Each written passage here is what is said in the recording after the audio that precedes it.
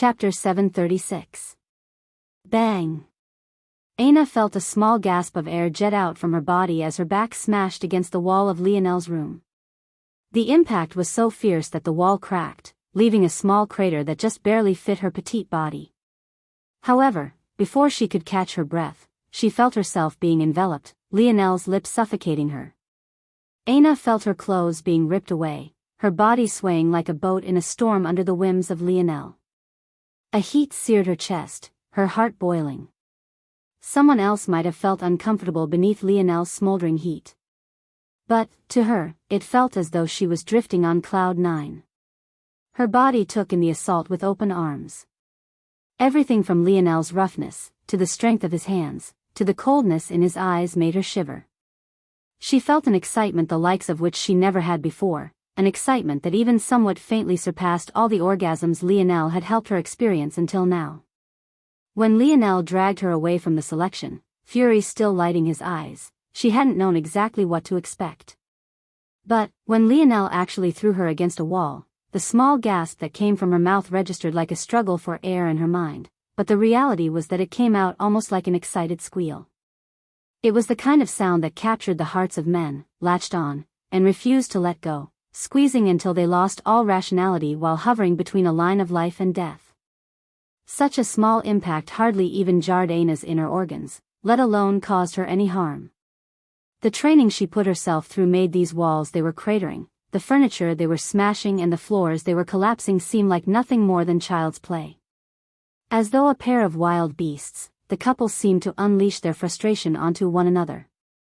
Aina's nails clawed into Lionel's back, leaving bloody streaks even his metal body couldn't defend against. She sheared through his tier 4 defenses as though a hot knife through butter. Lionel's blood seeped into her nails, subconsciously being drawn into her body. But the result was far beyond Aina's expectations. The instant Lionel's blood clashed with her own, a deep moan left her lips, her pelvis grinding against the bulge in Lionel's boxers. Lionel's blood was like a drug pumping through her veins. It carried a scorching heat and a soothing mellow. It was a dichotomy of feelings that almost perfectly meshed with the feeling of Lionel's tongue in her mouth. In that instant, as though being burned by hot coals, Aina's curse screeched. Pain Aina had experienced for a lifetime suddenly retreated into the depths of her body, fleeing from Lionel's blood. However, Aina hardly seemed to notice. She continued to greedily absorb Lionel's blood, feeling as though the two of them were finally fusing into one. At that moment, Aina realized that she loved Lionel so much that it left a throbbing pain in her chest. Her body began to enter its real form. Her slender legs, wrapped around Lionel's waist, became longer.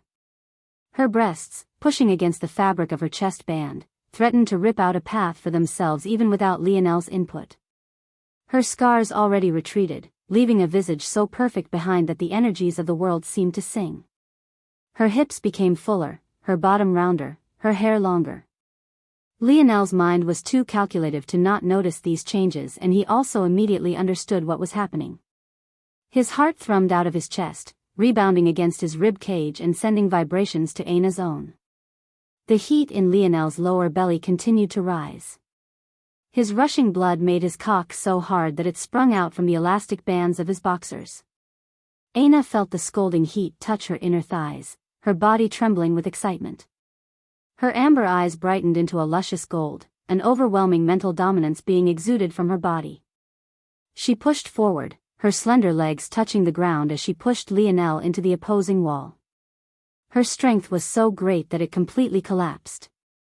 However, she didn't seem to notice as her cherry lips enveloped Lionel's, her graceful legs stepping out from her pants with an elegance that was impossible to match. The skin-tight, black panties beneath completely outlined her silhouette.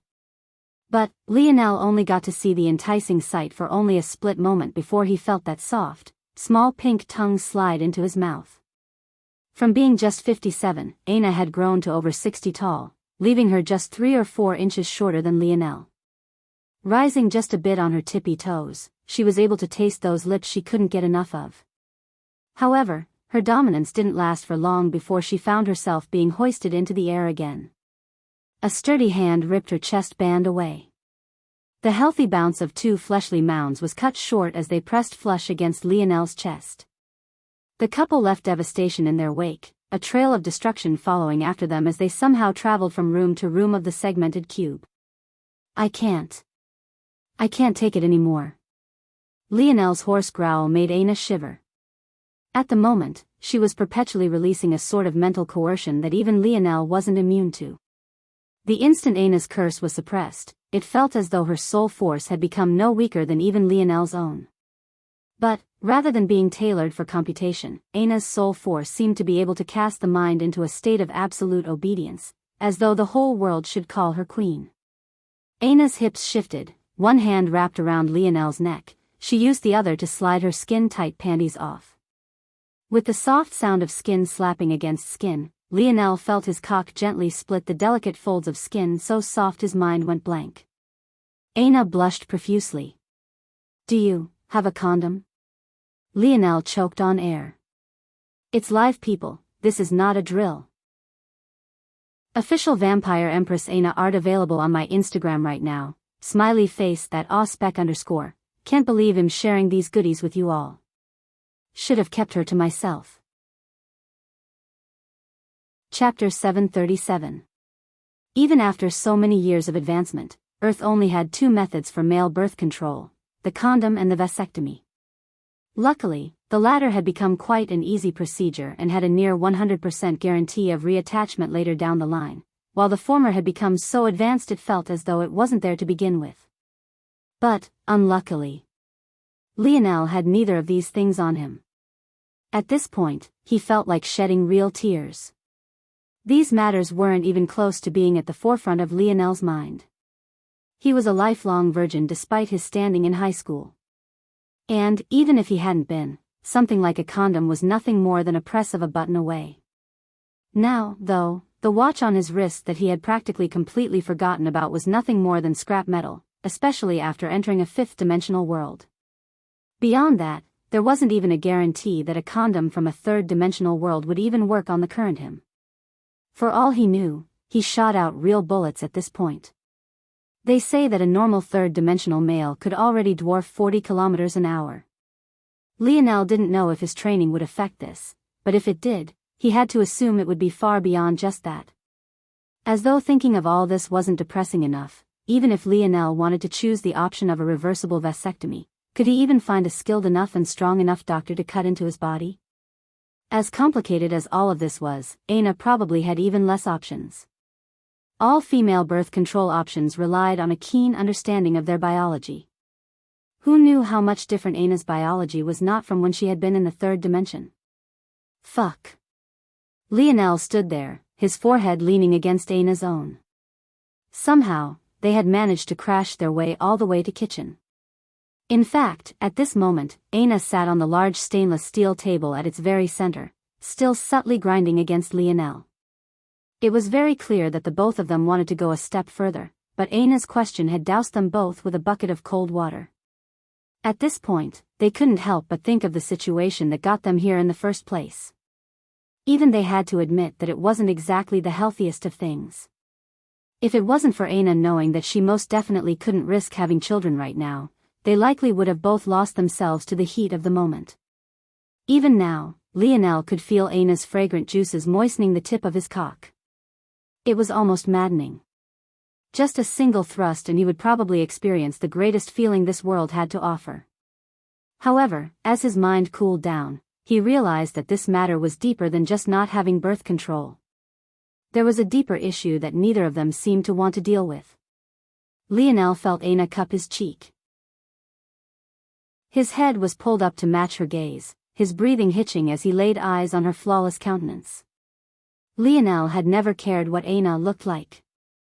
But, to have the emotions he had for her reaffirmed by the existence of this goddess before him was almost too much to handle. It was already difficult enough for him to control himself around Aina normally, but, at that moment, it felt as though all his inhibitions were being knocked down one after another. Lionel barely stopped his hips from thrusting forward, his thighs trembling as he grit his teeth. Aina's breathing became somewhat haggard. Though Lionel hadn't completely pierced through her final lines of defense, she could still feel herself opening up.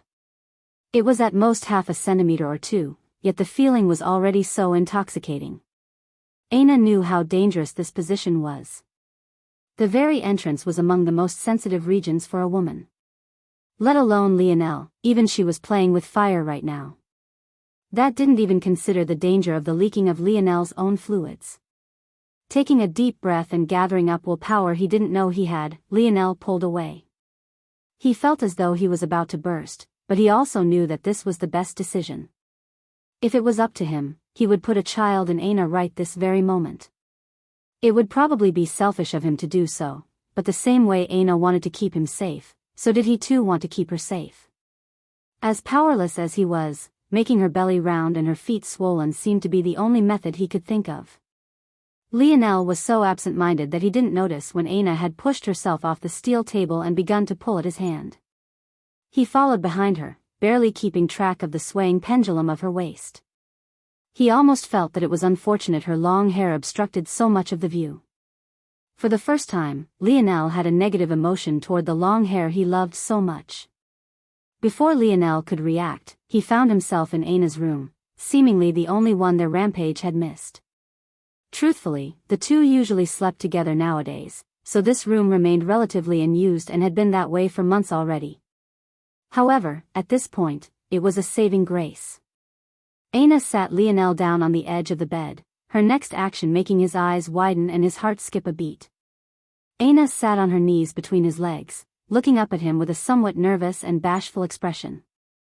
At that moment, Lionel's cock throbbed. He hadn't thought it was possible to feel more turned on at this point, but the image of a beauty with the face of a goddess kneeling before him like this made his blood seethe. Aina's slender fingers grabbed forward, her two hands wrapping around his member with a gentleness that only made it pulse more. Then, with slow movements Lionel caught every frame of her slightly parted cherry lips kissed the very tip. Lionel felt the greatest humiliation he had in his life right at that very moment. He didn't survive to even experience the softness of her small pink tongue. Shit. Aina was confused by the word until she suddenly wasn't. With reflexes that surpassed human understanding, she dodged out of the way. Unfortunately, the ceiling could not.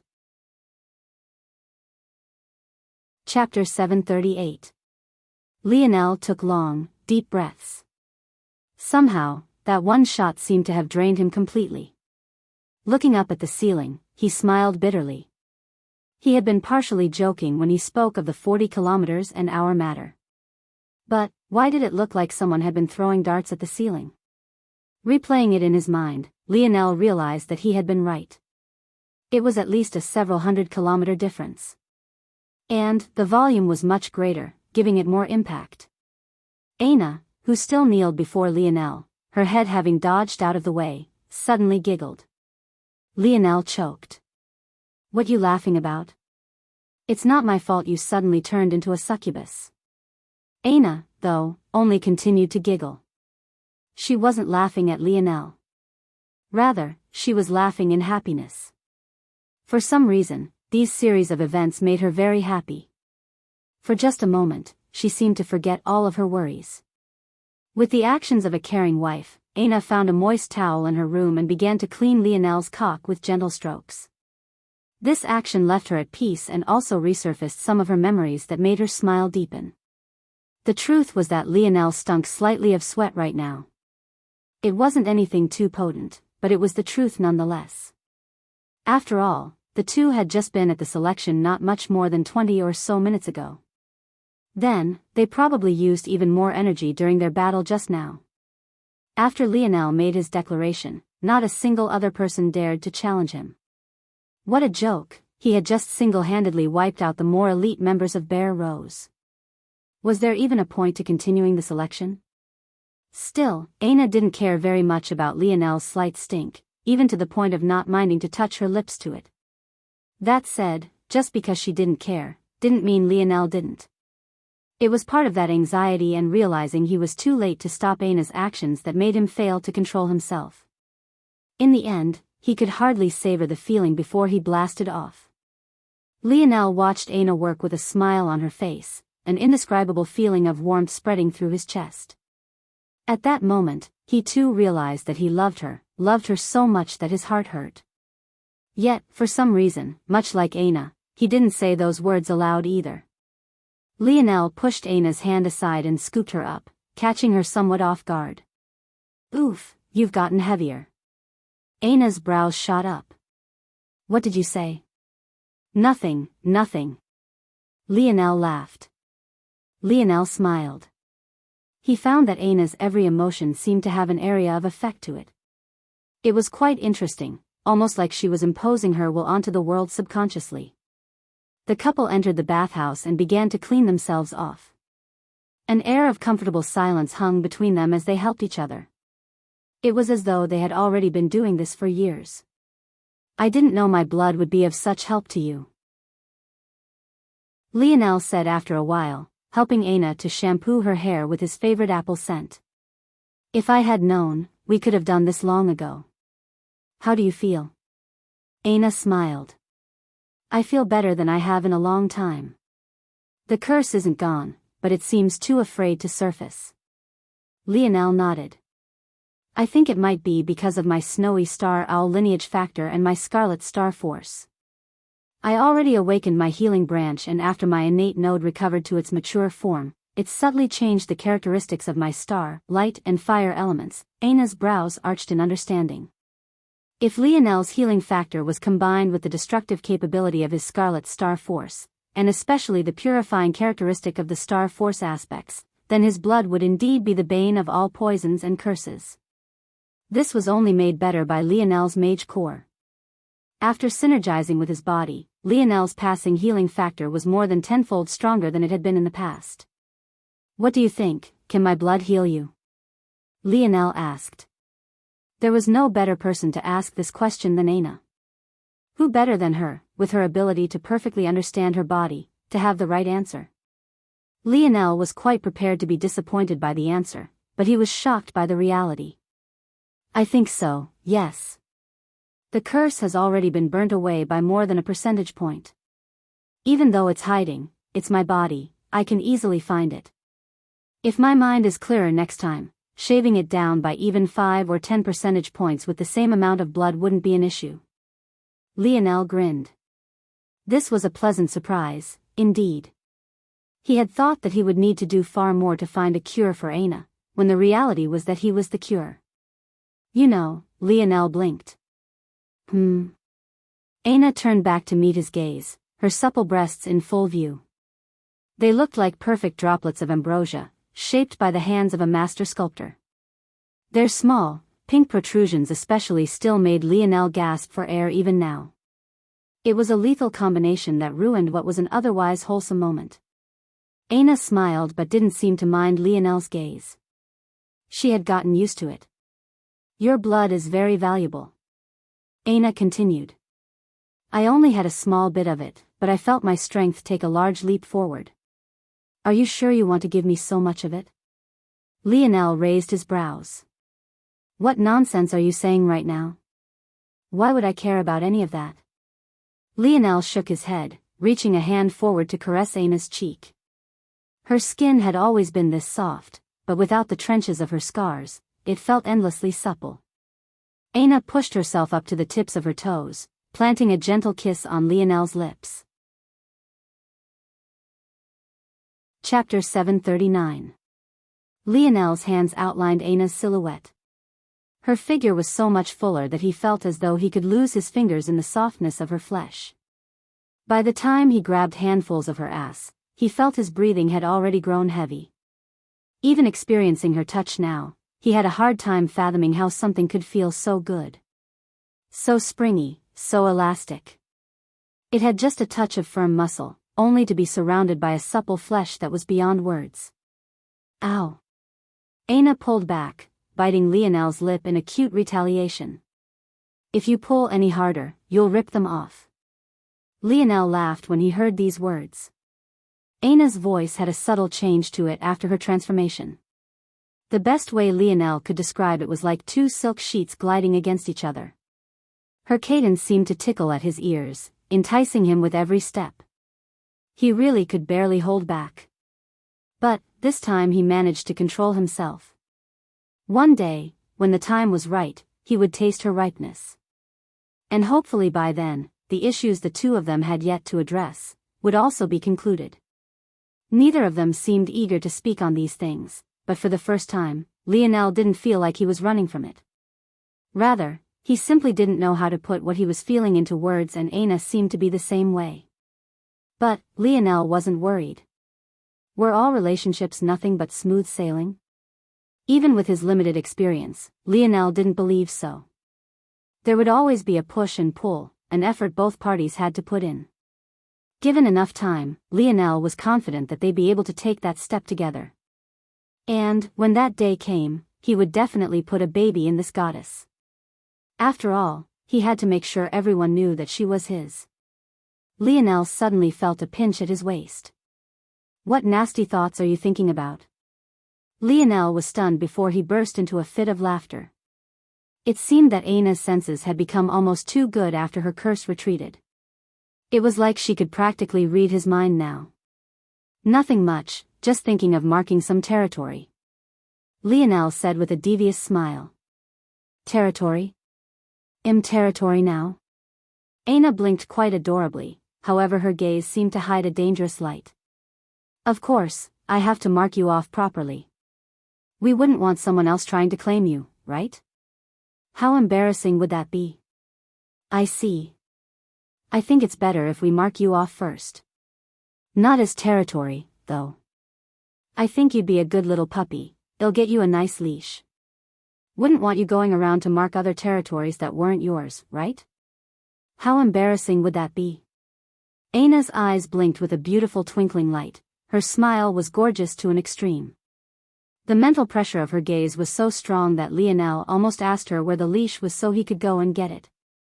The time for the opening of the Valiant Heart Zone came quickly. Usually, there would be a few weeks to even month buffer period to allow those who would enter time to prep and prime themselves. But, this time, it felt as though everything was being sped along at an accelerated pace. The chosen time for the zone's opening was the day following the selection. Since of the participants that were chosen, only a single one of them suffered injuries, it was decided that time for rest wasn't needed. What was surprising though, was this singular injured student was none other than Radley's, who had managed to claim the fourth and final spot for himself. After Lionel had taken out the Bear Rose members, the landscape had shifted. However, it definitely shouldn't have shifted enough for Radley's to claim a spot. After all, there were still the remaining King of Ors members, there were the Severed Heart faction members that hadn't made a move, and on top of that, there were still the other members of the Hero faction. It could be said, then, that though Lionel's action had undoubtedly helped Radley's, if he hadn't had such strength of his own, he would have never come so far. Such a thing would have left Lionel feeling intrigued. If he had known about it, that is. Neither Lionel nor Aina had taken a step into the outside world for about a day now and were simply enjoying each other's company. The matters of what was happening here wouldn't be known to them until they actually appeared. At this moment, though, many were already gathering around the Valiant Pillars. The ceremony for entry into the Valiant Heart Zone wasn't one they got to see often, so many didn't want to miss it. Beyond this, though, there were some small benefits to be gained by being near the entrance. It was said that those nearby could be blessed by the aura of the Valiant Pillars, allowing them some minor breakthroughs. Though their gains wouldn't be anywhere near as good as the youths who entered, it was at least something, right? Still, rather than being filled with an excited air, the atmosphere was quite solemn. At the center of the pillars stood a group of elders, but one singular man stood out amidst them all. This man was none other than the current head of the organization, Hutchin.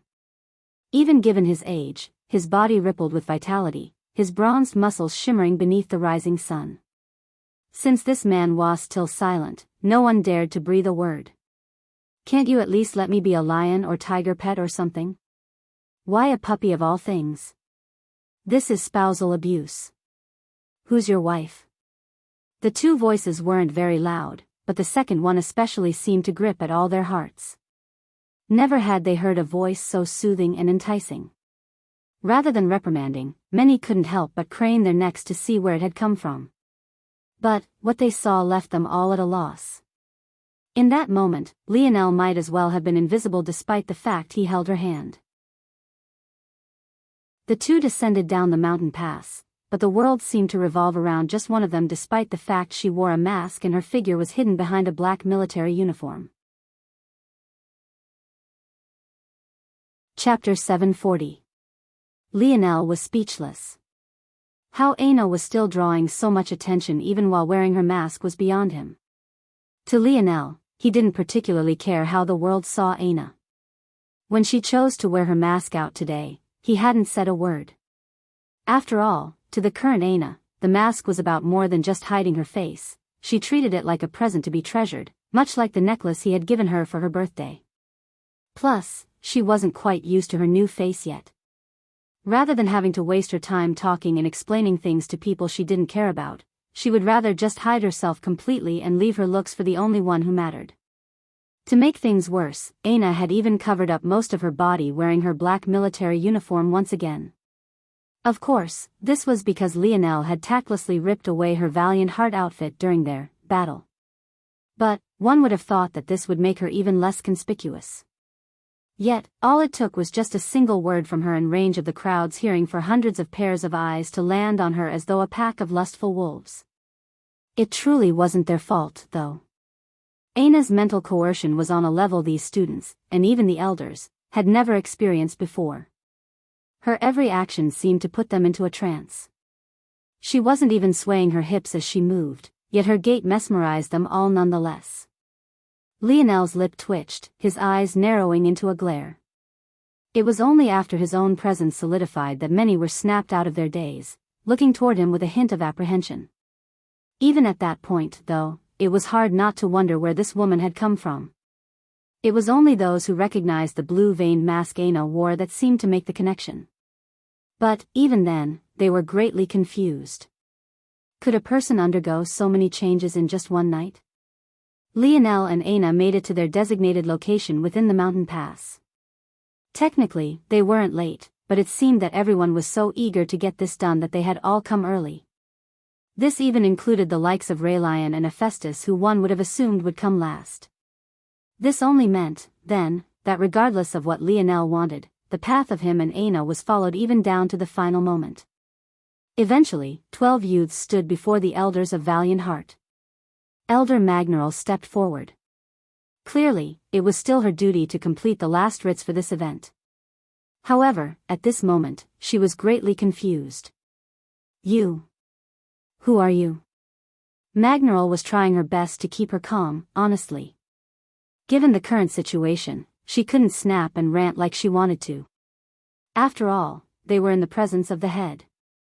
And, although Raylion had been causing quite some stirs in recent months, there was no one who could shake his position. Even Raylion was very far from doing so. However, even if she couldn't do as she pleased, that didn't mean she wasn't inwardly seething. Of course, she recognized Aina's mask. But, was she also supposed to just believe that this person was Aina just because of this? For all she knew, Lionel had had this harlot wear this mask so that he could try to sneak her in. But, not only was this woman not wearing the official garb of their organization, but she was clearly not Aina. She was much taller, her demeanor seemed different, her ability felt different, and even her voice had undergone a subtle change. To Magneral, Aina's current voice sounded like someone who was trying their best to sound like her, and was just missing the mark by a small tidbit. That small tidbit of difference was the reason why all these men and even the women couldn't take their eyes off of her. The elders looked at this situation with a frown. The selection had happened for a reason. They couldn't just allow anyone into their most valuable treasure. Of course, at this moment, things were a bit different. Whereas usually the topmost echelon of elders would be missing, they were here now. As such, those that knew of Lionel's true identity were likewise here. Looking toward one another, they saw a tinge of helplessness in their eyes. If Lionel wanted to bypass their rules and bring just a single person in, they should just allow it, right? Head Hutchin turned his gaze toward Lionel. For the current youth before him, this gaze was still heavy. In fact, Lionel seemed to notice it immediately and looked up. For the first time, Lionel and this mysterious head of valiant heart met face to face. But, Lionel felt that this man was difficult to read. I am Aina Brazinger. Aina replied softly. Toward this response, Magnaral's brow only furrowed deeper. Was this harlot really still trying to fool her? Magnaral looked toward Lionel, a fury hardly hidden in the depths of her eyes. Her precious disciple had fallen for this bastard and he had actually betrayed her like this. How could she not be furious? If it was up to her, she would cut Lionel down where he stood. Lionel felt this murderous gaze too. But, toward this he could only bitterly smile. This really was Aina. How else was he supposed to prove this? It was at that moment that Aina pulled her mask off. For an instant, the air seemed to come to a grinding halt. Ah, damn it. Lionel clicked his tongue. Aina rolled her eyes and ignored him as her body began to change. A looming curse energy formed into a fog around her face, obscuring the enchanting view. Her body shrunk, her military uniform downsizing along with it. Do you recognize me now, teacher? Aina spoke in her former voice. At that point, Magnaral was stunned into silence. Chapter 741. It's live, people, this is not a drill. Official Vampire Empress Aina art available on my Instagram right now, smiley face that _. Can't believe I'm sharing these goodies with you all, should have kept her to myself. After finding a path to cure her curse, Aina chose not to get rid of it completely. She had complete dominance over it with her ability and could continue to use it as she had in the past to help with her training. Doing something like exploiting its effects for a moment to prove her identity was as easy as breathing, even though it put her in an uncomfortable position for a few moments. Not long later, though, she returned to her true form, the form that left her feeling the most comfortable. Like this, she felt as though she could destroy a mountain range with a step and hold the world in the palm of her hands. For a moment, that flawless countenance appeared again. Her shapely nose, the gentle slope of her jaw, her willowy brows and slender neck. It was all perfect to an extreme. But, it only appeared for just a moment before she blocked it all with her mask. Maybe some of the most stunned people by this change other than Magnaral were the likes of Balthorn, Radleys, and the other freshmen. Radley still remembered making fun of Lionel for his poor choice in women, while Balthorn very clearly remembered why it was that Lionel didn't like her very much in the first place. But now, it felt like this woman they had once poked fun of had become an untouchable goddess. Hephaestus, who stood in the line of 12 youths, raised an eyebrow. He had never thought that the girl he had picked up actually had a true appearance like this. If it hadn't been for Aina's less than optimal looks, the method they used to try to put Lionel in his place would have been very different. At this point, let alone Hephaestus, even Raylion's heart, which was usually as calm as the unmoving surface of a lake, woke up for just a moment. Hephaestus grinned a toothy grin. If they thought that it was all sunshine and roses after entering the zone, they would be sorely mistaken. Lionel, sensing Hephaestus' gaze, looked over. Lionel's eyes were placid, his demeanor completely unmoved by the toothy grin he saw. Instead, his gaze shifted down to the twin daggers by Hephaestus' waist, his lip curling with disdain. Hephaestus froze. The words Lionel spoke all those months ago about how pathetic his weapons were suddenly rang in his ears like a furiously ringing bell. Outside of his control, his face suddenly burned hot as though Lionel's gaze alone carried a fiery heat. Hephaestus remembered exactly the kind of contempt he had treated Lionel's statement with back then, only to find out that Lionel had meant every word of it. Lionel shook his head, a look of pity lighting his eyes as he looked away. But this only infuriated Hephaestus even more. Boy, I'll make sure you pay. Lionel ignored Hephaestus' heated gaze. As far as he was concerned, let alone dealing with him, his lovely girlfriend probably didn't need any help at all to all but solo them. Lionel didn't know where Aina's limit lied at this moment, but he knew that it was most definitely not shallow. At that moment, Magnaral and the other elders finally recovered. Little Aina. Your curse, it's lifted? Aina nodded. My boyfriend helped me find a way. Magnaral opened her mouth to respond, but the sound of Aina's enchanting voice saying the word boyfriend seemed to shatter the budding fantasies of countless youths. That's good. Magnaral squeezed out a smile. Though it seemed forced due to her irrational hatred of Lionel, there was still a wave of genuineness found within her eyes. Clearly, she was very happy for Aina. I guess this old bat isn't so bad after all, Lionel thought with a smile. Still, Magneral was confused. The person that should be happiest about this lifted curse should be Aina. But, why did she sound like she was speaking of just another matter? It seems that there is indeed something weighing heavily on this young girl. Magneral sighed. She had known that Aina was carrying a heavy weight long ago. She could only hope that Lionel could help her bear some of the burden. Magneral nodded. Since these matters have been settled, we can move on to important matters. Magneral stood straight, regaining her dignified air. These matters have been a barely hidden secret for a long while, but the elders have decided to speak of them in blunt terms. Our valiant heart is at a crossroads. We face internal enemies in the Oryx and external enemies in the Milky Way. We have sat at the top for a long while and the beasts chewing at our scraps have become restless, wanting a larger piece of the pie. Magneral's words were simple, but they seemed to make the blood of the crowd boil. Who would ever want things that were rightfully theirs snatched away by another? This Valiant Heart zone to my back represents the pride of my Valiant Heart Mountain. It is our most treasured possession and the light we use to guide the leaders of the next generation.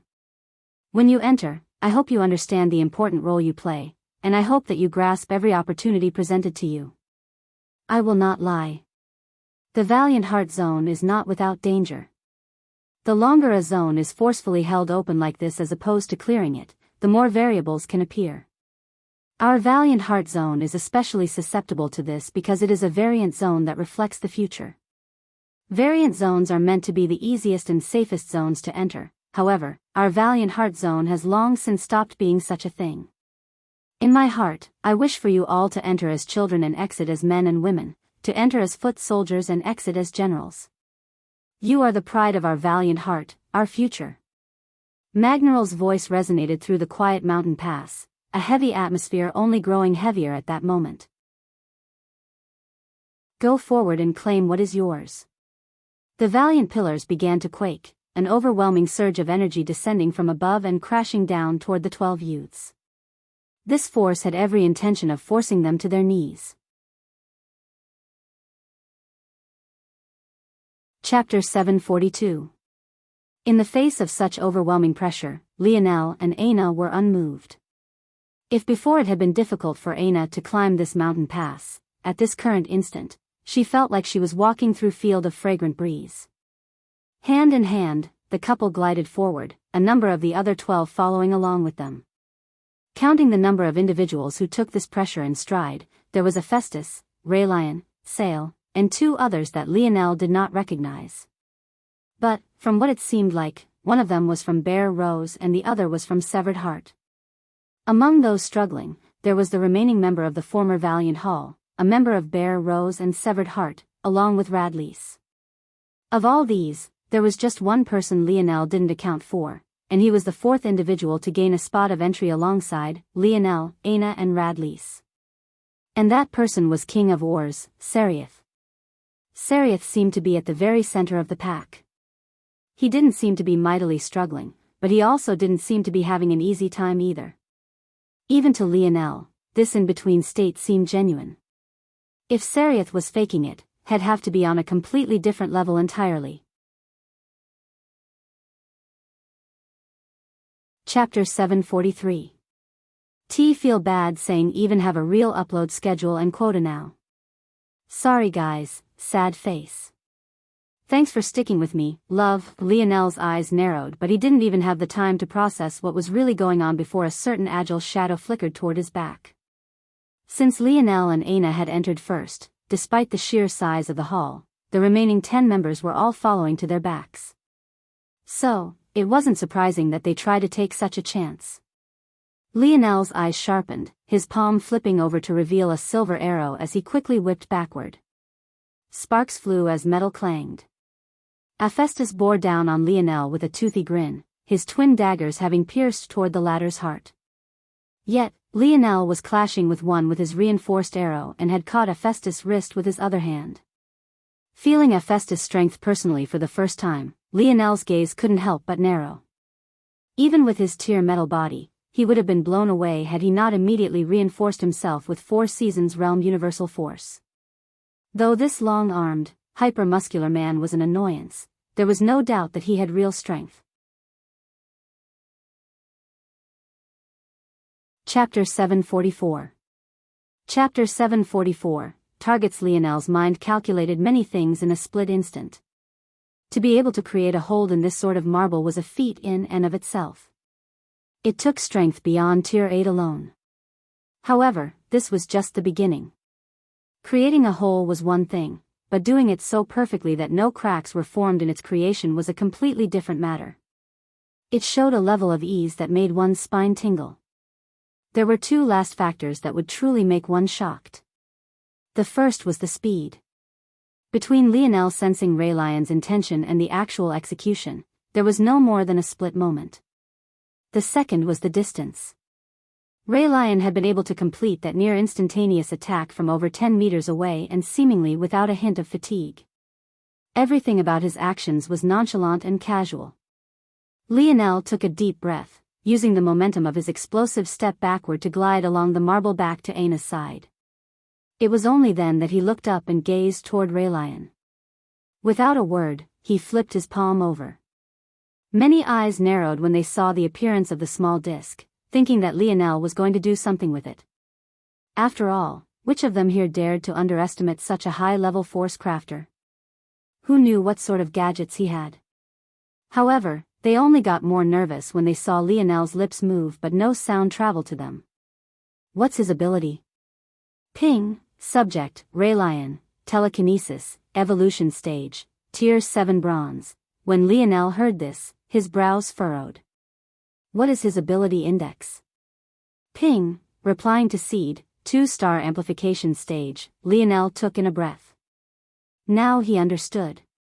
He had already gone through the ability index once and memorized it all. The telekinesis ability index was separated, from lowest to highest, control, strength, amplification and finally, sublimation. For Raylion to be at the 2-star amplification stage, it meant that he was 1 sub-level away from the very peak of the amplification stage. It could be said that in terms of progression in his ability, he wasn't too far away from Lionel. And, the fact he reached this level while still in the bronze grade spoke to the potential for growth he still had. This was extraordinarily rare, exceedingly so, for a person born within a 5th-dimensional world. From what Lionel understood, control was the weakest. This was the level Aina's good friend Yuri was at with her ability, at least when it was initially awakened. This level allowed one to enforce control over things outside of one's body. The next step, strength, took this a level beyond. Strength represented the ability to enforce more power with your telekinesis than your body could alone. As one might expect, the power of this level varied greatly from person to person. But, usually, this strength was not small. Even a petite young girl who could hardly move a 20-kilogram weight on her own might be able to shatter boulders 10 times her size after reaching this level. Then there was the 3rd level. This was Raylion's level. At this stage, the amplification stage, one would gain a subtle and fine control over their telekinesis that allowed them to apply it directly to their body without risking harm. It was this subtle and precise control that allowed Raylion to imprint such a hole into the ground without causing even a crack to spread. It was also this control that allowed him to give form to his mental strength, making Lionel feel as though a steel pillar was falling upon him from above. Lionel's lips curled into a smile. This ability was indeed worth all the hopes the elders had pinned onto him. Lionel was even a bit jealous. It was just a shame that this Raylion had chosen to be his enemy for reasons that still made little sense to Lionel himself. This Raylion seemed to think that Lionel cared about what little authority controlling this organization would give him when the reality was, Lionel didn't care about Valiant Heart at all. At that moment, Hephaestus slowly pulled himself up from the ground, his pupils having mutated into slits. It was clear that now he was truly serious, his gaze practically boring holes into Lionel. However, Lionel wasn't looking at him at all. Rather, from start to finish, Lionel's eyes were trained onto Raylion, who also had his eyes locked onto him. Putting his dictionary away, Lionel looked away from Raylion and back toward the bronze soldiers that were blocking their path forward. Then he looked toward the group of 10 before him and Aina again. Did they really have to kill 2? But what if in the end there was only him and Aina left? Would this damnable place ask him to kill her? How far did it want to go, exactly? The best decision for Lionel would be to kill these opponents and place them within his snow globe. If he was lucky, then the zone wouldn't register them being alive and allow them to pass. However, how would he convince these people to do such a thing? The simple answer was that he couldn't. One way or another, he'd have to defeat them first. Dealing with Raylion with how flexible his ability was right now was impossible in such a chaotic battle. That likewise meant that Hephaestus was also off the board. This meant that there were 8 people he could possibly eliminate right now. The atmosphere grew heavier and heavier. The weakest among them felt cold sweat trickling down their brows, their fingers twitching. Many of them seemed to be about to make the first move out of sheer nervousness, unable to take the mental pressure that was bearing down on them. It was in that exact instant that Raylion and Lionel suddenly moved in unison. However, their targets were far outside of everyone's expectations. Bang! Bang! Lionel's eyes narrowed, slowly lowering a bow that had appeared so quickly people hardly registered that it had been there. With a crash, the 2 bronze projections shattered into motes of light that surged toward the 2. Lionel and Raylion both reached out a hand, snatching their rewards out of the air. Chapter 745. Chapter 745, Resemblance. It's live people, this is not a drill. Official Vampire Empress Aina art available on my Instagram right now, smiley face that _. Can't believe I'm sharing these goodies with you all, should have kept her to myself. The bronze lights slowly coalesced, forming in a transparent orb. It looked no different from a polished crystal ball except for the faint light it gave off. Lionel rolled the ball between his fingers, a curious light in his eyes. As though sensing something, his hands suddenly squeezed into a fist, shattering the orbs of light and causing a mysterious energy to surge into his body. The moment Lionel felt this energy, his eyes narrowed. Now that Lionel had learned his lesson, he no longer used soul force, at least in its normal form. Whenever he deployed his internal sight or used his magic, it was now all controlled by his dream force. Over time, he came to realize that this did more than just give him a basal boost to his abilities. There were some more interesting and insightful tidbits as well. For example, when Lionel used his internal sight now, he felt that he was more sensitive. It wasn't just that his range had grown explosively, but he felt like his attention to detail was far greater. If he used his internal sight to smell, Lionel felt that he was even better than most beasts at this point, and that was just one instance. So, when Lionel observed the changes to his body now, his attention to detail was far greater. He could see his blood moving through his veins and arteries, he could see nerve signals firing within his nervous system, he could even see the perforations in his bone leading to his marrow. As a result, the moment the energy entered his body, Lionel almost instantly understood what it did. It was identical to the energy he received from the puppet master. Though in far lesser quantity and quality, this energy was able to open up the path of bottlenecks that lay before him. Albeit to a very small extent, he felt the bottleneck to his Tier 5 metal body loosen just a small nudge, a nudge he might not have even noticed before. Lionel nodded to himself. So it's like this. There were many eyes trained onto Lionel. But this made sense. If they had to choose a person to display any sort of greed over, it would definitely be him. After all, the legend of Raylion had been firmly implanted into their minds for years already.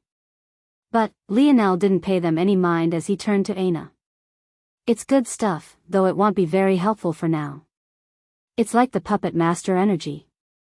Aina nodded, understanding without Lionel needing to explain further. Force that loosened one's future path as opposed to directly upgrading one's strength was the most sought after. Though Lionel hadn't bothered to ask the dictionary about it, this sort of force was extraordinarily rare and could only usually be found after killing variant invalids. This fact alone should prove the level of rarity assigned to this force. A force named Live's Breath. It was the rawest and truest form of life elemental force. And the fact that it was appearing in the variant zone of a fifth-dimensional bronze organization just went to show that this place had evolved far beyond what even Valiant Heart knew it to be. Ignoring everyone else, Aina and Lionel walked forward together. Realizing that this hall would likely be an endless road of battle, Aina brought out her battle axe, her light steps making it seem that this Brazinger family heirloom had the weight of a feather when in reality it was likely far heavier than even Lionel's heavy domain spear. Before the group could react to the movement of the couple, they had already taken down the next two guardians and had already moved on. It feels good, Aina said softly after crushing the orb and allowing the force to enter her. You can't just casually say that kind of stuff now, Lionel said seriously. Someone might take it the wrong way. Aina turned and gave Lionel a glare, but all she found was a man trying his best to stop his lips from twitching. Aina's current voice was really too seductive. Anything she said could easily be taken out of context. Yet, simultaneously, she had a presence no one dared to blaspheme. It was an eerie combination that could drive a man wild. Luckily for Lionel, he didn't mind looting his own girlfriend, even if she did have the presence of an empress. The one thing Lionel would never feel is inferior. He had always pursued Aina with his head held high. If she was an empress, he would be an emperor. Plus, someone had to put a baby in the empress, right? Of course it should be him. At that moment, the others seemed to have recovered, presenting a new problem to the group. With only 2 guardians appearing each time, but there being 12 of them, how exactly would they decide who battled? The logical choice would be that since practically everyone aside from Radlease and Serioth had come in pairs of 2, they should allow a rotation of 6 with each pair getting a shot. But, this sort of logical and fair route, would it really be accepted? Lionel had thought of it long ago, but he already knew it would be rejected by Raylion and Hephaestus, so why would he waste his breath? As for majority rule, that only worked on the weak and those who thought of themselves as weak. And, obviously, Raylion and Hephaestus wouldn't think of themselves in this way. As expected, when Lionel and Aina made it to the line of the third pair of guardians, a sharp wind pierced toward their backs. The couple simultaneously each took a step to the side, separating from each other by a measure as an arrow soared between their shoulders and splintered the forehead of a guardian in 2. Lionel sent a casual look back to find a young man with features he seemed to recognize grabbing an orb out of the air. However, though Lionel recognized his features, he didn't recognize the man himself. Family member? Cousin? Most likely sibling. Balthorn. Lionel's mind completed the circuit in a split moment and realized that this person must be an elder brother of Balthorn's. And, from the looks of it, he was a member of Bear Rose. For some reason, though he was clearly the vice leader, the leader, a petite young woman only tall enough to reach his shoulder, seemed to differ to him. In fact, this Bear Rose leader was among those struggling against the mountain pass pressure. Lionel couldn't help but be intrigued by this dynamic. Chapter 746. Chapter 746, Glass Dome. The arrow that had soared by Lionel and Aina suddenly rose back up and shot back, landing in Balthorn's elder brother's palm as though it had always been there. Telekinesis? No. This is a bit different from that. The control was specifically on the arrow tip. There's no reason for that unless what he can control is limited to metal and metal alone. Thinking back to Balthorn and her control over those massive and heavy steel balls, Lionel came to a realization. It was either that these siblings just so happened to awaken similar abilities, or this was related to the lineage factor of their family. It had to be remembered that the awakening of abilities was completely random. It was a gift given by the universe and technically gave those with weak backgrounds a chance to rise up. As such, there was no shortage of individuals from powerful families who awoke abilities that were completely useless. In fact, Lionel had fought his fair share of battles where the losing party didn't use their ability even when a loss was imminent. It's clear that in that situation, it wouldn't be a matter of hiding one's trump card, but rather a case where this trump card was useless. The most common abilities were low-level boosts to one's physical attributes like strength or speed or eyesight or maybe hearing. Not all abilities had all the fancy bells and whistles Sail's ability did, and most weren't as useful as Lionel's despite not having a tangible form. From Lionel's deduction, Balthorn was likely born with a useless ability, which was why she didn't use it even when her life was on the line against the Titan hyena. As for her brother, well, his control over their lineage factor was clearly much greater and had a much greater range. But only time would tell if his ability was useless. Or, rather it would if Lionel hadn't already used the dictionary to check everyone's ability and knew for a fact that his ability was indeed useless. But his sharpened eyesight most definitely helped with his archery. At that moment, the second guardian fell. But this one was taken by Ray Lion, who had still not shattered his first orb. The tension in the group seemed to reach another level. No one seemed eager to allow Lionel and Aina to continue leading the group, but no one wanted to stand too close to each other either. Unfortunately, in such a tense atmosphere, one couldn't possibly expect peace to last for long, and that it didn't. It didn't even take much time at all. When the group reached the fourth pair of guardians, hell erupted. The moment they appeared, the leader of Severed Heart, a man with an expression that seemed carved out of the purest ice cold, took action swiftly, a spear of lightning appearing before him and tearing a path toward the guardian.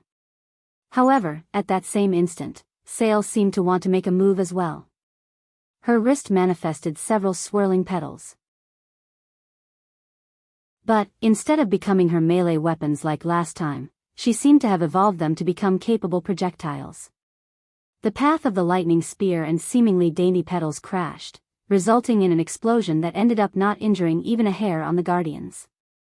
At that same instant, Balthorn's elder brother moved again, but his action was impeded by Hephaestus, who also seemed to want in. But Hephaestus didn't have any long-ranged attacks, so he directly deflected the Bear Rose Vice Leader's arrows before grabbing it out of the air.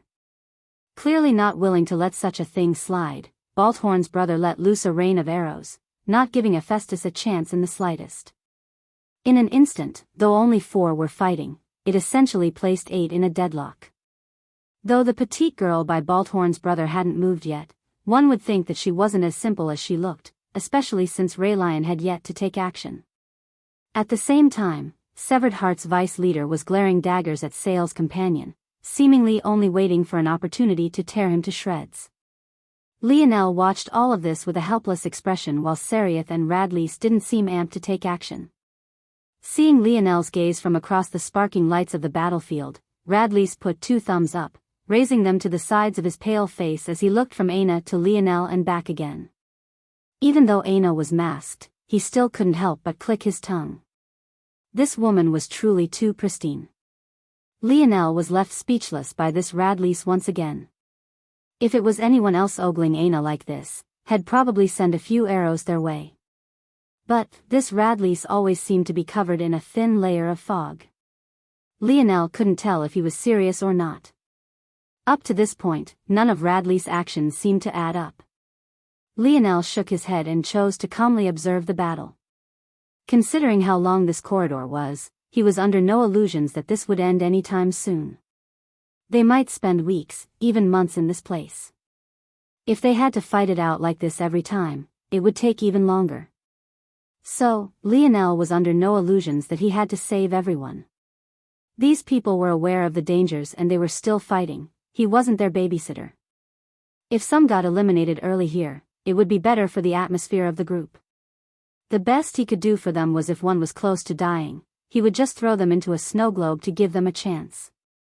That was the best his kindness could give them right now. Lionel's eyes began to wander. Even though his senses remained trained on the battlefield in case anything untoward could happen, he found that this hall was far more fascinating than he gave it credit for. Lionel's pupils suddenly constricted. The glass dome above them had originally been flooded with sunlight. But, the moment the hall went dark, only illuminating a small light around the bronze statues, the sunlight had also disappeared. But now, with the sun gone, Lionel was suddenly able to see subtle patterns that the bright lights had obscured before. Those patterns. Lionel flipped over a palm, bringing out a familiar ring. But, what he hadn't expected was that the moment he did, he vanished, leaving just 11 youths behind. Chapter 747. Chapter 747, What the? Aina's eyes widened. Her hand subconsciously reached out to grab at Lionel. But, by the time she had reacted and moved, her palm could only touch at empty air. Her brows creased beneath her mask, confusion coloring her face. There was nothing that Lionel kept from Aina. On the days they spent together, they meandered through conversation that usually lasted hours at a time. It could be said that the only thing Lionel had never told Aina were the words his coach had spoken on that day. This was all to say that Aina had long since been aware of the existence of the ring and had just seen Lionel pull it out while no one was paying attention. Knowing this, though still worried about Lionel's safety, it wasn't to the point that Aina was plunged into a well of despair. After she took a deep breath, practically hypnotizing herself into believing that Lionel would be fine, she looked up, her eyes several shades colder than they were just a moment ago.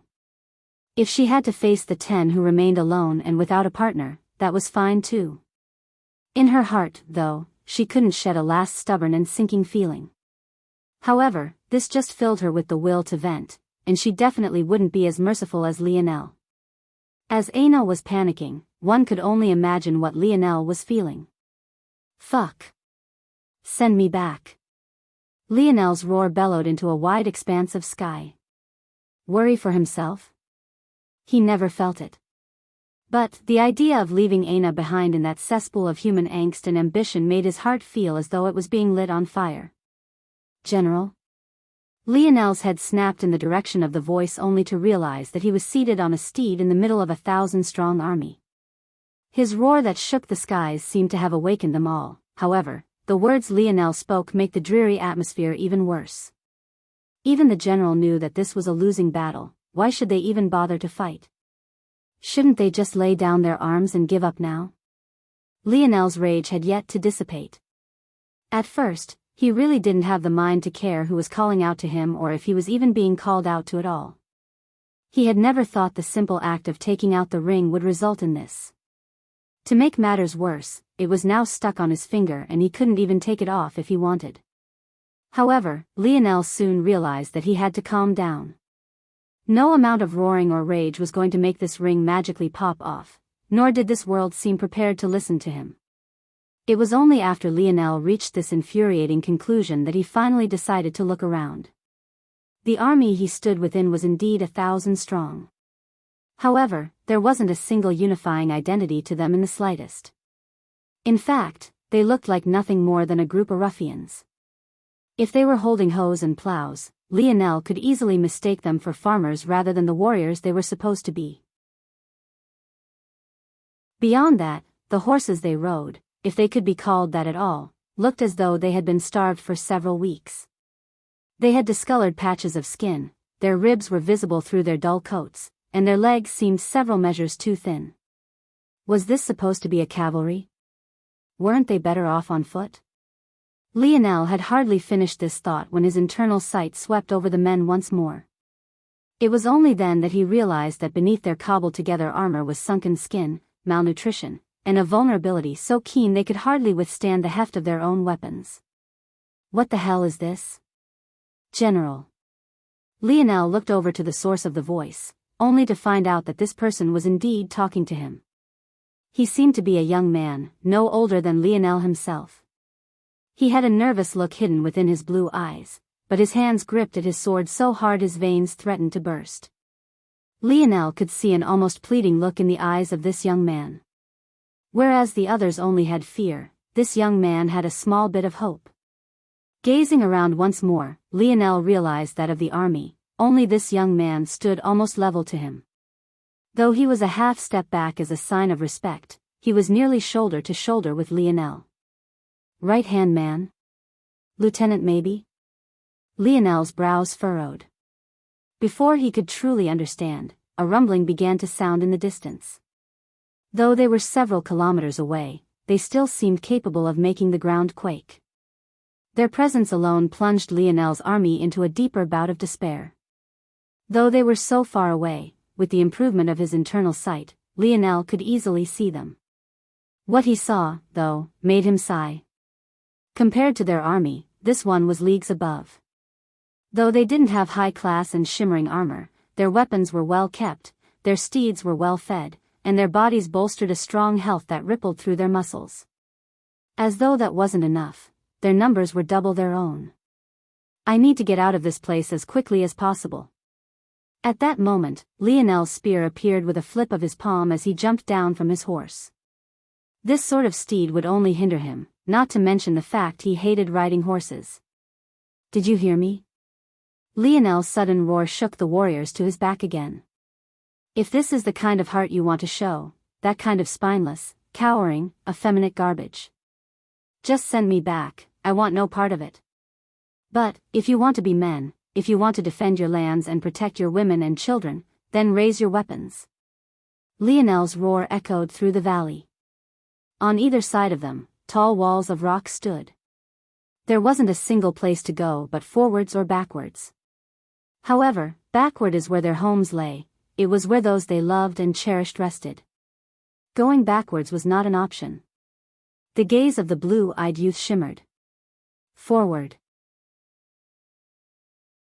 Lionel roared, charging ahead, his body wrapped in golden light. If one looked upon the valley from above, it would feel as though one was watching a blazing laser of gold tear a path forward. It felt as though Lionel could cross hundreds of meters in the blink of an eye. His speed was undeniable, but his momentum was even higher. What are you all waiting for? Charge! The blue-eyed youth rose his weapon into the air, pointing it forward and kicking the side of his horse. The army surged forward like a tide. They had poor coordination and their formation was faulty, but, at the very least, a fire burned in their eyes. Lionel's back was like a fuel that lit their bellies. As for Lionel himself, though, he was inwardly shaking his head, wondering how he had gotten himself into this mess.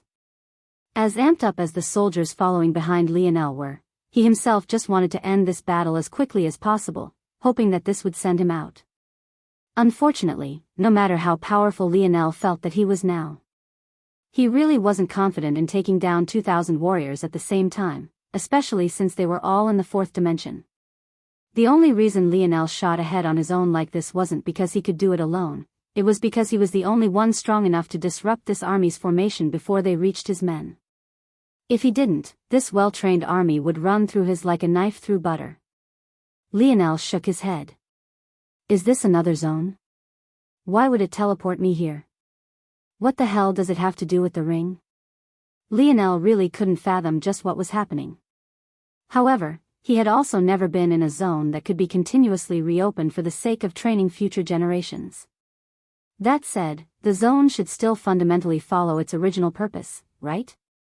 A variant zone was supposed to be a zone that allowed those who entered to benefit from things in the future. It appeared when a world was on the brink of collapse in order to give it a chance. Plus, this time, rather than coming in as himself, Lionel seemed to have been loaded in as some sort of pre-designed character. This wasn't how it had been before at all. However, what did this have to do with that ring? And, what was maybe even more mind-boggling was how Senior Lu got his hands on this ring to begin with. Lionel had to be very cautious with investigating Senior Lu's background. After all, why would he be making such inquiries if there wasn't anything suspicious going on? But, he hadn't been able to catch anyone snooping around after his disappearance. That made Lionel conclude just one thing. Maybe Senior Lu really had only stumbled into some luck, only to end up benefiting Lionel in the end? But was this even a benefit? Lionel didn't even want to be here. Damn it. Scan this place. How the hell do I get out of here? By now, Lionel was just a kilometer from the charging army, his annoyance becoming more and more palpable. Ping, subdimensional zone detected, Valiant Heart, subdimensional zone grade, quasi-silver, clear requirements, Valiant Heart, side quest, Valiant Heart, side quest, Valiant Heart, hidden quest, Valiant Heart, ping, seed is warned to be wary of Valiant Heart. Lionel almost tripped over and fell. What the fuck was this?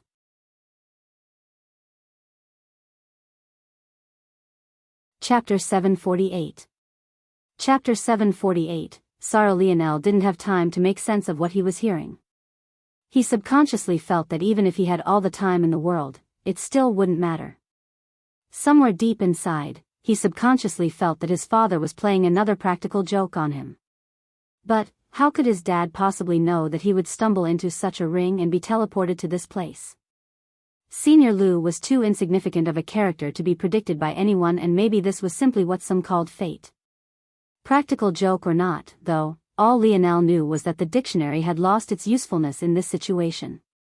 He could only hope that he could finish things quickly, or that the time dilation here bordered on excessive. He couldn't afford to be here for as long as he had been in the Camelot zone. Lionel's figure flickered, his 4-meter-long wind spear following in a stream behind his strike. The opposing army seemed stunned that a single man had led the charge all on his own. And, in fact, Lionel's supposed right-hand man was also beginning to panic. Though he had wanted Lionel to be fired up and lead the army well, this was a bit too much, no? However, it was already too late to call him back. The blue-eyed youth hesitated. Trying to call Lionel back now would dampen the momentum of the army by a considerable bit.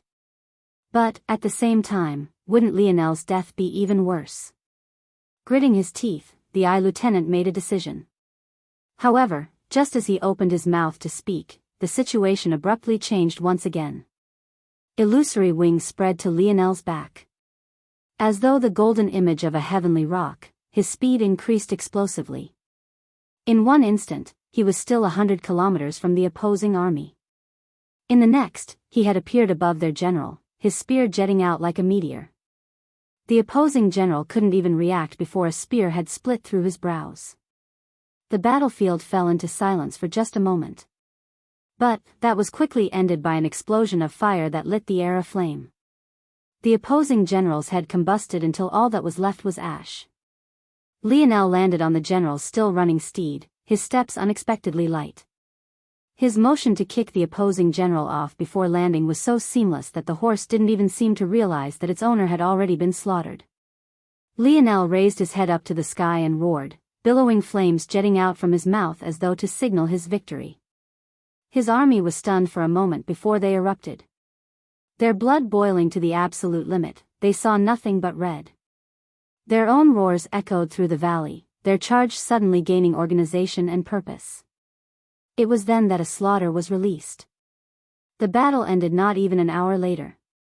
With Lionel leading the charge and taking on much of the pressure, they managed to survive. However, there was only so far motivation could get an army.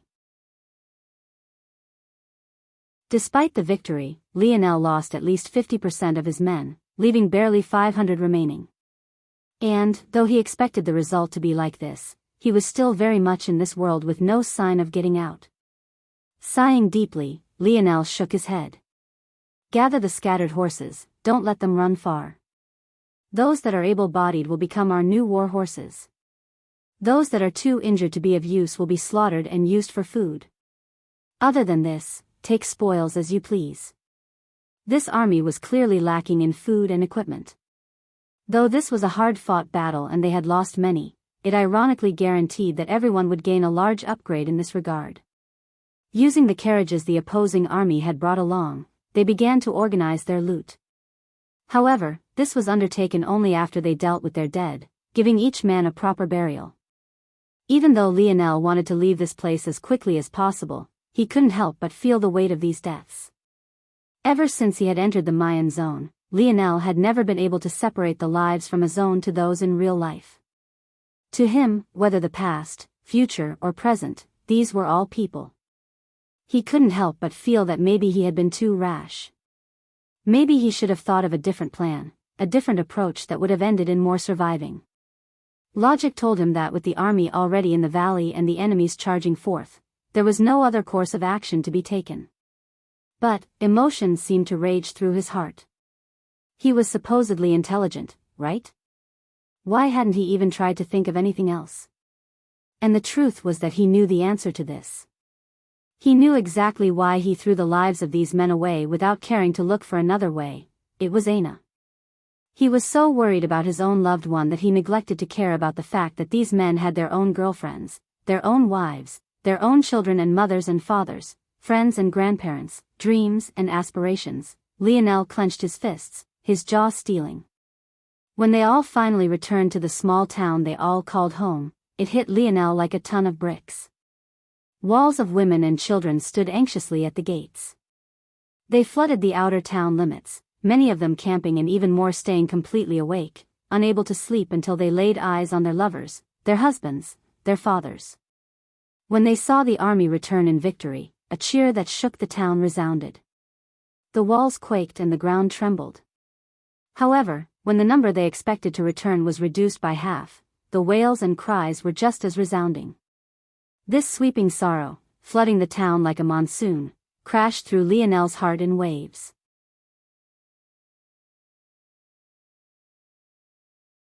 Chapter 749.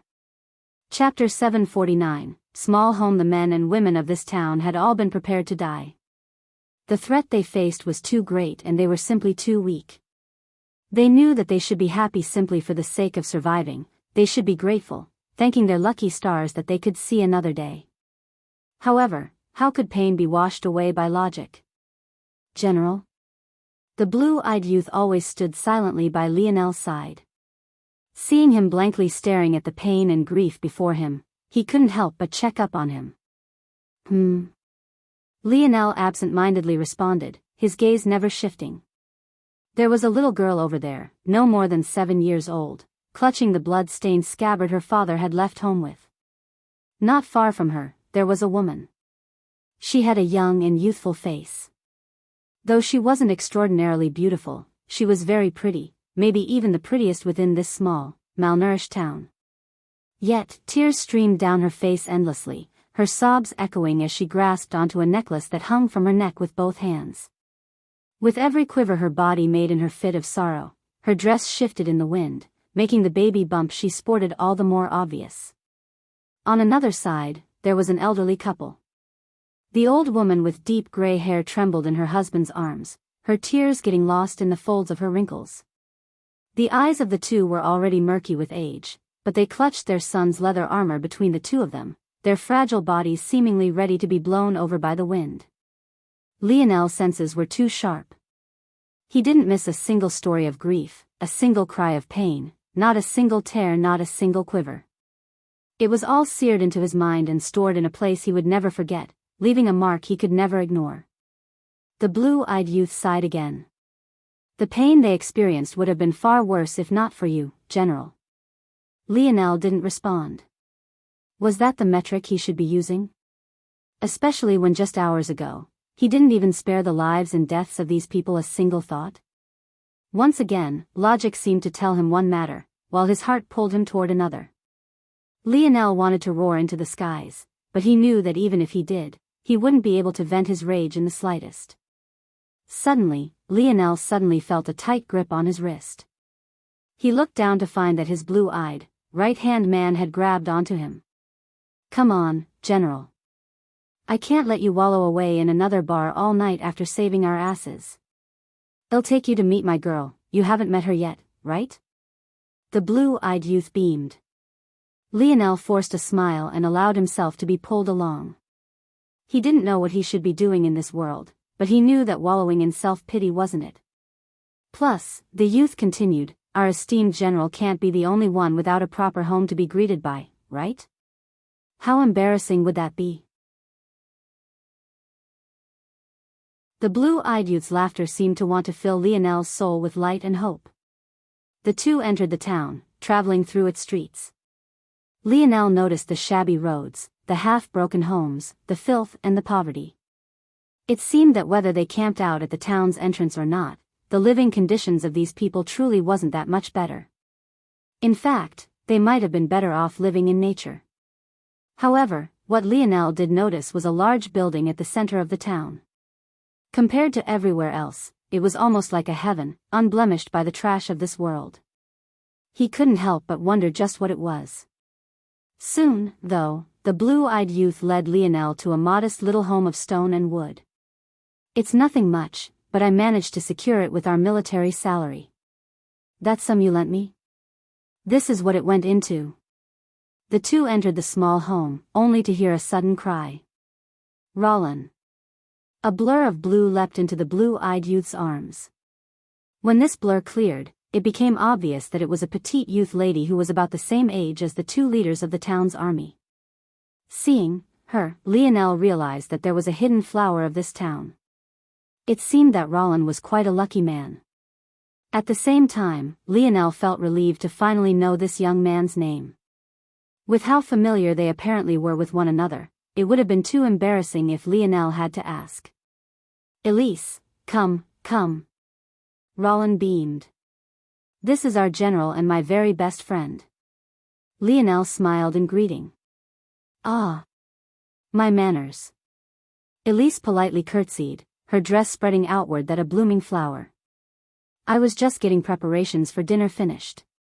In just about half an hour, everything should be finished. There's more than enough for a +1.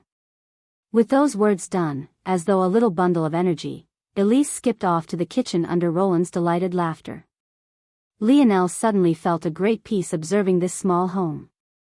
Though he still felt like a third-party observer to this world, he couldn't help but think of how nice it would be if he and Aina could have such a life. If she never had to go through such trauma as a child, if she never lost her mother, if her father never disappeared. Would they be able to be together like this? In a home they called their own, cooking side by side, laughing and joking with one another without a care in the world? He truly wanted this. But he also knew how important revenge for her mother was to Aina. He knew that it gripped her and consumed her every waking moment. Maybe such a peaceful life they were never destined for. An hour later, as the trio was exchanging banter over a warm dinner, a heavy, almost obnoxious knocking came from the door. What was more shocking, though, was that this person didn't wait for the door to be answered. Rather, it was very soon broken from its hinges.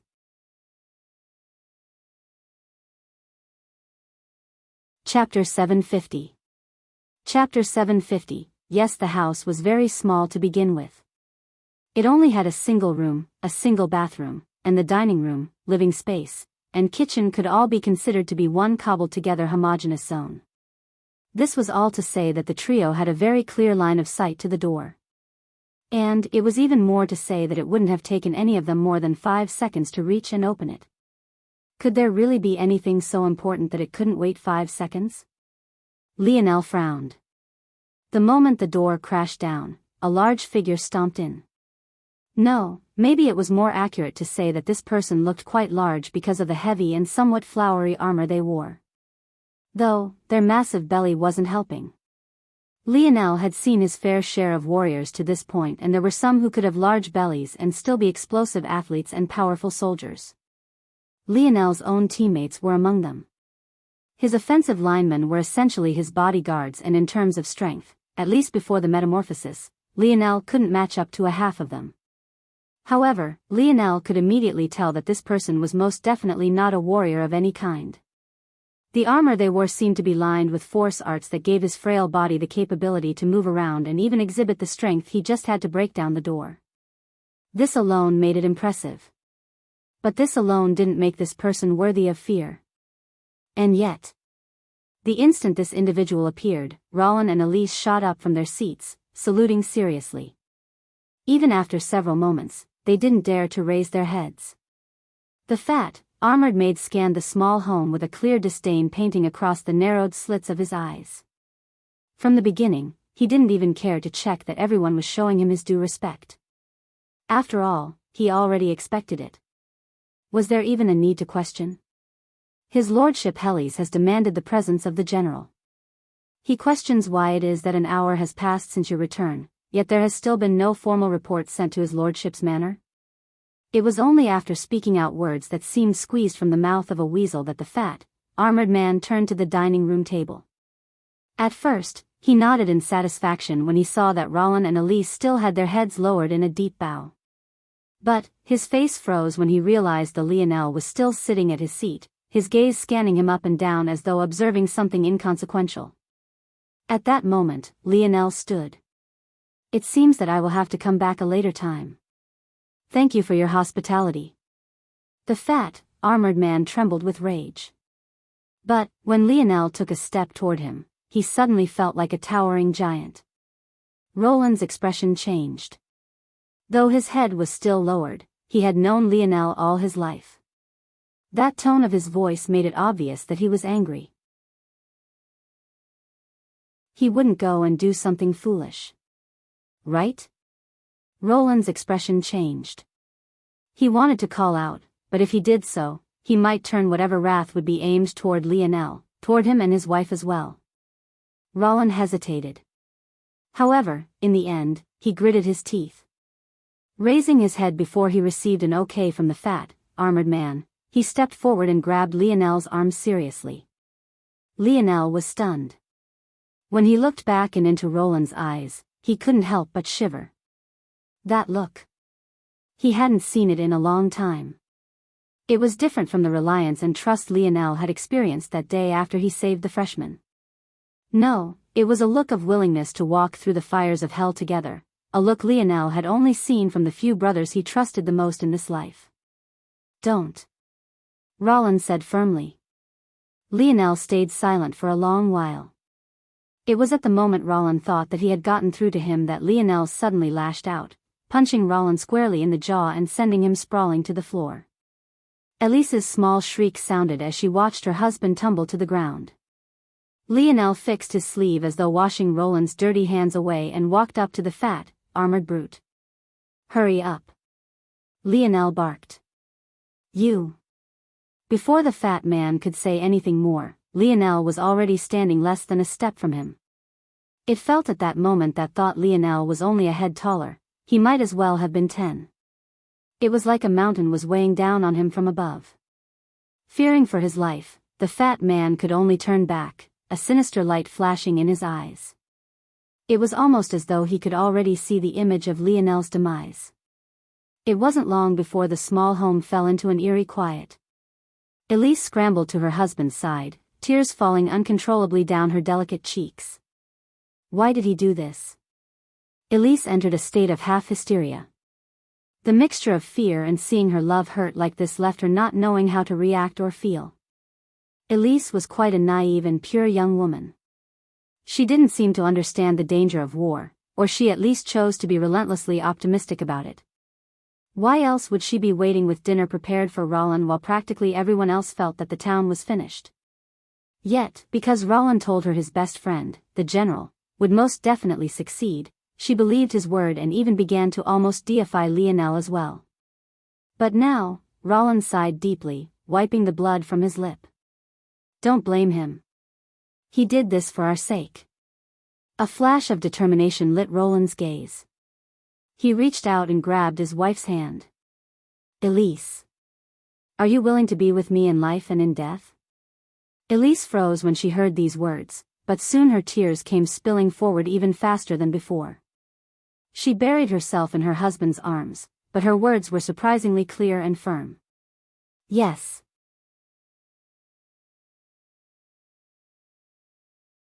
Chapter 751. Chapter 751. Crest Lionel wasn't very surprised when he was led to the manor he saw in the distance previously. However, he still couldn't help but watch as the streets became cleaner, more well-paved, better kept. It was as though he was slowly traveling into a new world, step by step.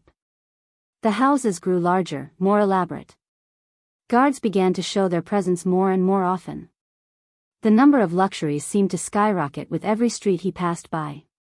The most common marker of this wealth was weight. Overweight women and men seemed to be everywhere, chatting idly, drinking things the poor could never get and spitting out food the poor could never taste. Then, there was the holy grail of them all.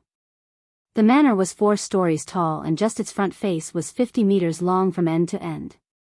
At its doors, true guards stood, wearing the same armor as the fat man by Lionel's side. Except, these guards were actually powerful enough that Lionel's patience fell by another measure the more of them he saw. Where were these strong warriors when they fought that battle? Where had this equipment and armor they wore been? It can't be that they stood here this entire time to protect a manor that was dozens of miles from the battlefield, right? His lordship has requested the general's presence. The fat man spoke to the guards. Seemingly recognizing this man's identity, even some of the guards gave him looks of disdain. But, toward these kind of people, Lionel didn't particularly care if they sided with him or not. Ultimately, were they not here while men much weaker than them, far less trained, and far less fed fought in their stead? Who were they to feel disdain toward anybody? Lionel's emotions fluctuated slightly. The moment his foot reached the top step, the marble cracked and splintered. But he continued walking as though nothing had happened, passing by the guards without a greeting. Long after his back had disappeared into the manor, the fat, armored man forgetting to follow, the cold sweat that covered the backs of the guards could practically form a pool. The inside of the manor was as luxurious as one might expect. But each and every item Lionel laid eyes on caused his mind to flash to another undernourished soldier, another poor steed they were forced to ride, another blunt sword they were forced to swing, another weeping family member that was forced to grieve. Lionel didn't need anyone to guide him. With his internal sight, the entire layout of the manor had already been reflected in his mind. With large strides, he pushed open two large wooden double doors to be greeted by an elaborate feast. If there was ever an incarnation of gluttony, Lionel felt that he had found it. Just for the sake of feeding what amounted to just 8 people, there were numerous large bird and beasts, endless piles of fruit, 2 cakes that were at least a meter tall each, pitchers of juice that could all fill their own table. The spread was practically endless, each dish having an assigned servant of their own. Lionel could tell at a glance by the speed and pace these 8 men and women ate their food with that it would be impossible for them to finish it all. Of the food they tasted, large amounts of meat remained on the bone, sandwiches lay with a bite or two taken out of them, juice cups were swapped between with the nourishing fluids within having been forgotten. Every detail Lionel laid his eyes on made his expression calmer and calmer. Eventually, he became so placid that he didn't even seem to exist anymore. As a result, no one seemed to notice he was here for several long seconds, allowing him the time he needed to thoroughly imprint everything he saw into his memory. "Ah, General. I'm quite disappointed."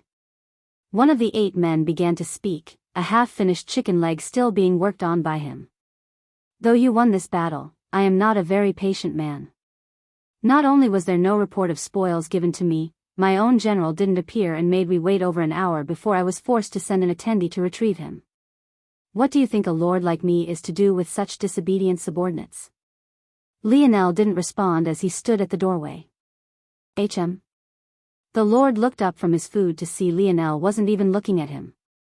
Rather, Lionel was looking up at a crest that hung from the wall. It was quite beautiful, truly. At the forefront, there was a silver shield with the image of a roaring lion etched onto it.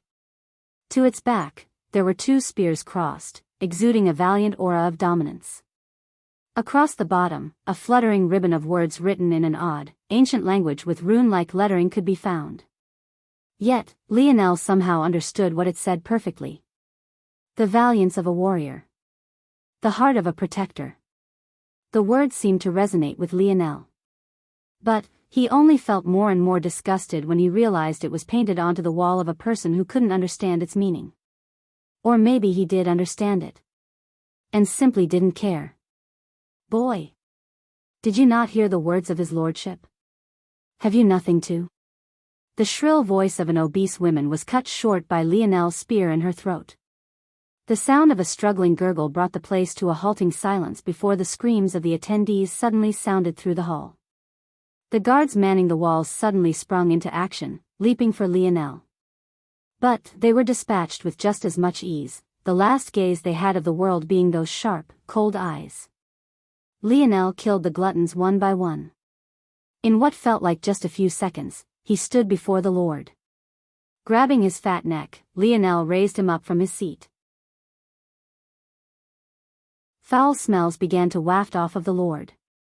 One part came from his poor hygiene, but the others definitely came from him soiling himself. "Why? You can't kill me. I was appointed by His Majesty himself." "Ack!" Lionel's spear shot through his heart. He watched on coldly as the Lord slowly bled out, his gaze becoming more chilling with each passing moment.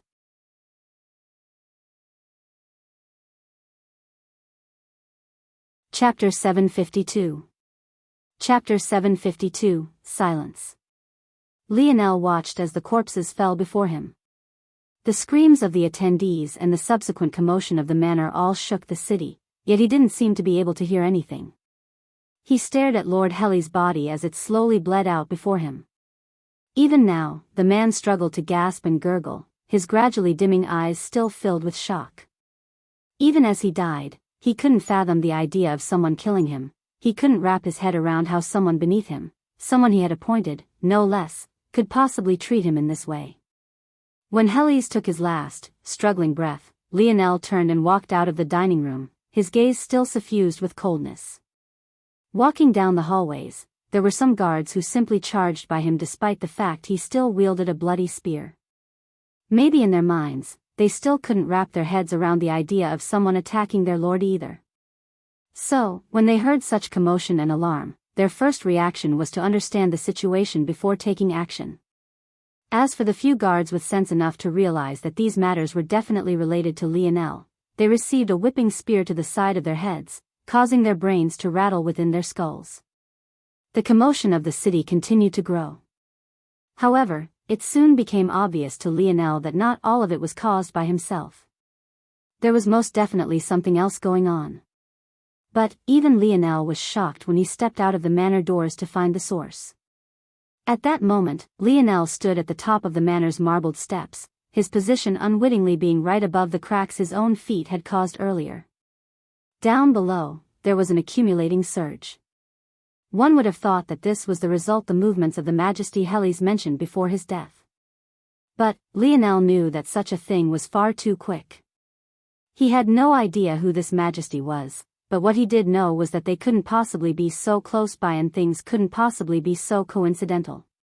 When the surge got closer, though, even Lionel couldn't help but be stunned. He was correct. It really wasn't this so-called Majesty. But the source was potentially even more shocking. A hodgepodge of men and women, even some Lionel would deem as children, all pushed through and into the noble district. Without a care for the risk to their lives, they clashed against the patrolling guards, their rage palpable. Compared to the shimmering armor of the guards they faced, their equipment was shabby. Many of them ran along with their bare feet, unable to afford shoes. Most wore rags that could barely cover their bodies. Some gripped makeshift weapons or kitchen knives so awkwardly that it became clear they had never done such a thing in their lives before. At the helm of this army was a young man Lionel recognized all too well. Even from so far away, Lionel could see the fury and determination that lit his eyes. But, what was maybe even more heart-stopping was the fact his petite little wife followed right by his side. She too wielded nothing but a kitchen knife, probably due to the fact any other weapon would have been too heavy for her. Her face was the picture of nervousness crossed with resolve, but the tears that simultaneously fell from her cheeks made Lionel's coldness dissipate somewhat, an involuntary chuckle escaping his lips. This wasn't because he was laughing at Elise's weakness. Rather, he felt as though he was watching his little sister try her best to open a jar with her tiny hands. She squeezed and grunted, putting in all the effort her small body allowed. However, it only resulted in sniveling tears that made one want to protect her with all their heart. The resolve for such a woman to enter a battlefield like this one was beyond Lionel's range of understanding. He didn't even know if he himself had such resolve. But what he knew for certain was that if he was Rollin, he most definitely wouldn't have the resolve that would be needed to march into enemy territory with his wife by his side like this, knowing that he couldn't possibly guarantee his ability to protect her. Was Rollin wrong for doing this? Lionel felt that the answer was too complicated. He had no idea. On the one hand, one had a duty as a husband. To protect one's wife, one's children, one's family.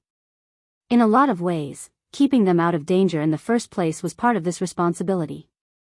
But on another, Rollin had a duty to himself, to continue to be that man his wife fell in love with, that man of pride and honor, of sacrifice and valiance. If he hid his family away and ignored all of this, could he have continued to do that? And then there was a third perspective. Didn't one also have the duty to bring about the best life one could for one's family? If the world you experienced every day could be considered to be nothing but a living hell, a place where endless suffering was abound and every minute your family spent within it was more heartache than anything else, what would you do? Would you still have to protect the status quo? Would you still be doing your duty as a husband, a father, if you allowed your family to continue to exist in such a world? Where was the line? Which duty should you be most loyal to? Was safety the most important? Were your ideals the most important? Or was happiness the most important? As Roland continued to lead the charge, his every step was like a hammer on Lionel's heart. When the flood of makeshift warriors finally made it to the manor, they all looked up toward Lionel, who hadn't moved an inch, and Lionel looked back toward them. A silence hung over them all. Even though the city still seemed to be alight with blaring alarms and screaming nobles, it still seemed quiet to them, for some reason.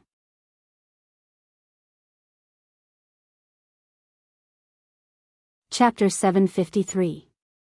Chapter 753, 3 months. Feeling their gazes was more than just that. It wasn't like what one would experience standing before a crowd and being expected to give a well-thought-out speech. No. It was far heavier than that.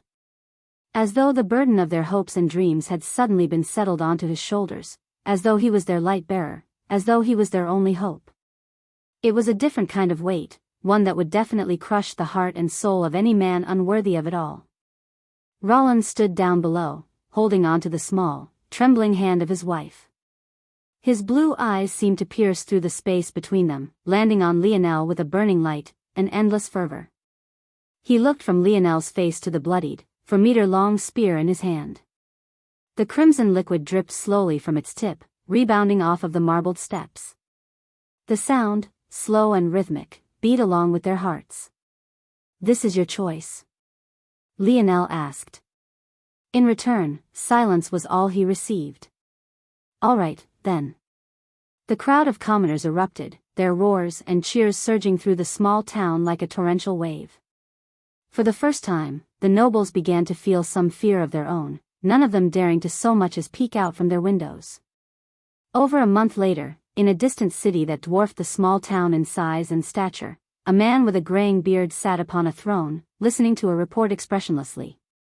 Though his beard was indeed graying, rather than giving him the look of an old, out-of-his-prime man, it instead gave him an air of wisdom and confidence, even bolstering his looks to a level that could only be matched by other refined middle-aged men. "Your Majesty, Heli's death has been confirmed. According to reports, he lost his life at the hands of his general. Since then, the town has been gathered beneath the rulership of the general and has even begun to rapidly expand.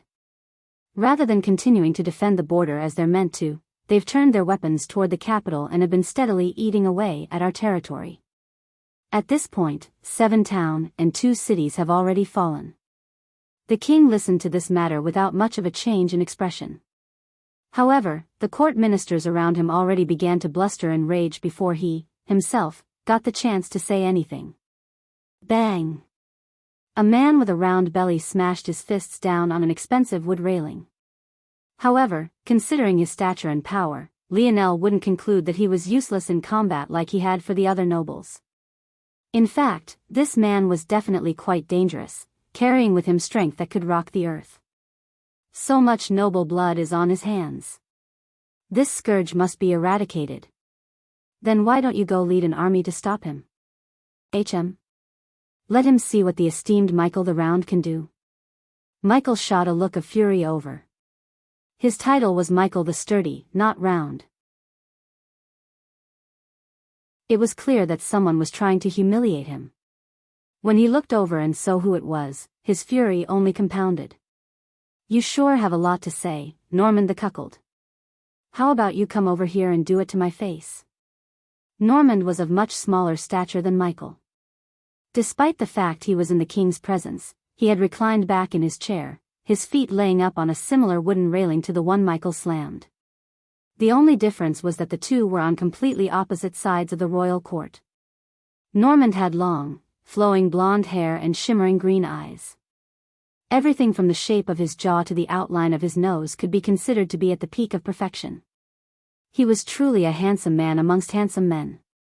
Even though he was slouched and his figure wasn't clear, one had no doubt that he would match up in this aspect as well.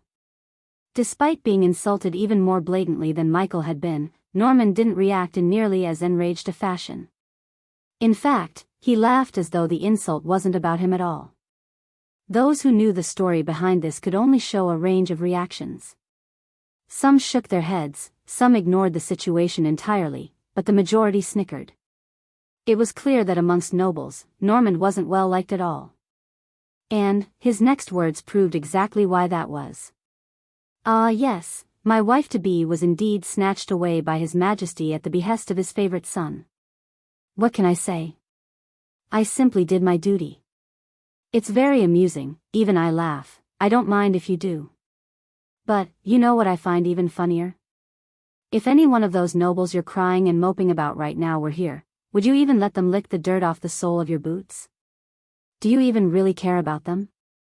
To you, mighty dukes and marquises, what are barons and earls worth? You only care because someone even lower than them is doing the slaughtering. It can't be that you're all unaware of the atrocities they've all committed at the border, right? Having such nobles defend such important and volatile parts of the land was a mistake to begin with. But you never cared then, so why do you care now? A failure all around, in my opinion. Norman yawned. In just about a minute, he had said more than enough to warrant public execution 10 times over. He mentioned a taboo subject he wasn't meant to. He insulted the sovereignty of the nobles and as such the majesty who bestowed them this title. And finally, he insulted His Majesty directly by calling his rulership and policies a failure. Why this man was still alive with such a nonchalant attitude was beyond them. 3 months. The voice came from nowhere. It carried a baritone kind of majesty that couldn't be ignored. Norman didn't bother to move as 2 heavy-set knights picked him up by the arms and began to drag him away. He really seemed too lazy to make any movements. His laughter rang through the courtroom. See you all in 3 months.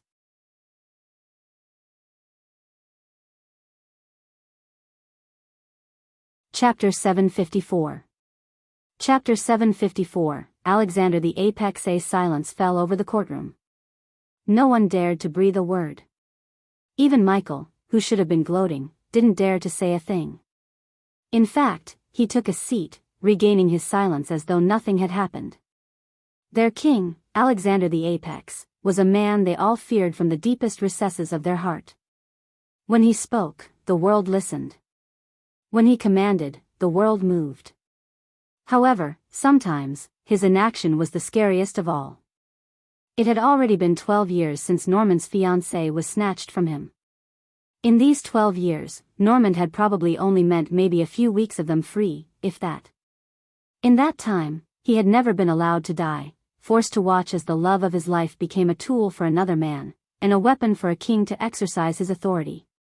By now, every outburst Norman had was like a plea to have his head lopped off, a hope that one day he would stumble upon a word combination so foul and so pointed that Alexander would finally have enough and put him to death. But, each and every time, the king would remain unmoved, passing down a sentence of time without so much as blinking.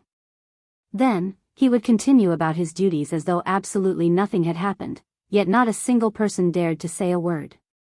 It was as though all of them had been watching a session of torture for over a decade. The seed of fear planted within their hearts only seemed to grow with each passing day, a rational fear of their king being etched onto their souls. It took a special kind of sick and twisted person to so nonchalantly do what this king of theirs had done, and none of them dared to be the next.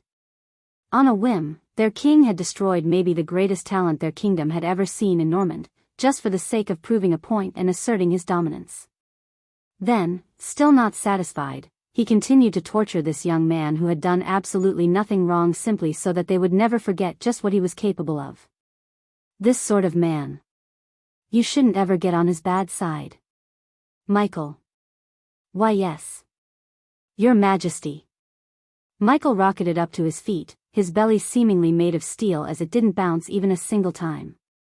However, that didn't stop his attempt at keep his arms straight down his side from being laughable. You will lead the expedition. I want this matter handled. Do not bother to come back unless it is. Yes. You're all dismissed. Alexander said emotionlessly.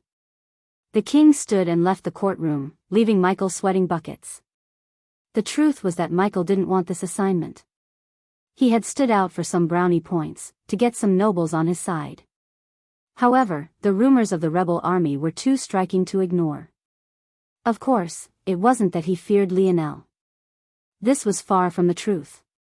He felt that he could even crush Lionel with ease if that was all there was to it. The issue, though, was that many believed that these things weren't so simple. Before this rebellion began, there were reports of the enemy Oryx tribes making moves. Though they had only sent their human subordinates, it was definitely one of their stronger troops. Yet, somehow, this general and a ragtag group of commoners had defeated them? How could this not smell fishy? The consensus was that the Oryx were using this rebel general to sow discord within their kingdom. As such, this rebel army wasn't so simple. They not only had a charismatic leader, but they were receiving support from an enemy even Alexander the Apex could only share land with. This sort of situation was something Michael wanted to stay far out of. Or, at the very least, he wanted to share the burden with numerous nobles so that he didn't have to take the brunt of the blame. But, he just had to open his mouth and call Normand a cuckold. Why did you think Normand was laughing so uproariously? It was because he not only gained another chance to take a dig at the king he hated with all his being, but he knew that he was dragging Michael down with him. The moment the words cuckold left Michael's lips, his fate was sealed. Now, he had no choice but to succeed. Michael looked around, but not a single noble dared to look him in the eye. Quite noble indeed. Alexander walked through the castle with a dull expression. He wore fiery red robes and had a single silver shoulder guard over his left shoulder. It gave him the dignified air of a warrior king, although he hadn't been on a battlefield in decades. Alexander pushed open a door. Royal father. A young man who seemed to be in his mid-20s immediately stood. The location was a small garden that contained a concrete space for sword practice. Considering the drenched state of the young man and the numerous felled sparring partners nearby, filling the air with a bloody scent, it was clear that he had been taking advantage of this training area until his father arrived. In the distance, a young lady sat by a stone fountain. Her eyes quite dead, she stared off into space without a word and seemed to show no intention of greeting the king.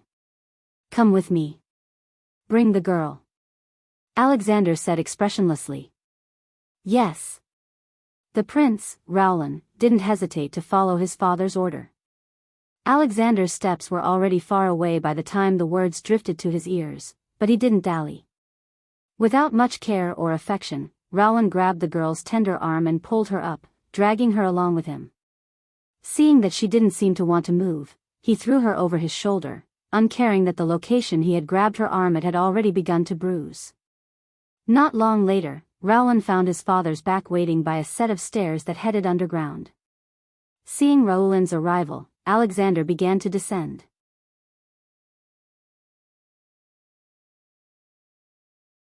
Chapter 755. Chapter 755, Godhood. Rowland didn't say a word as he followed his father.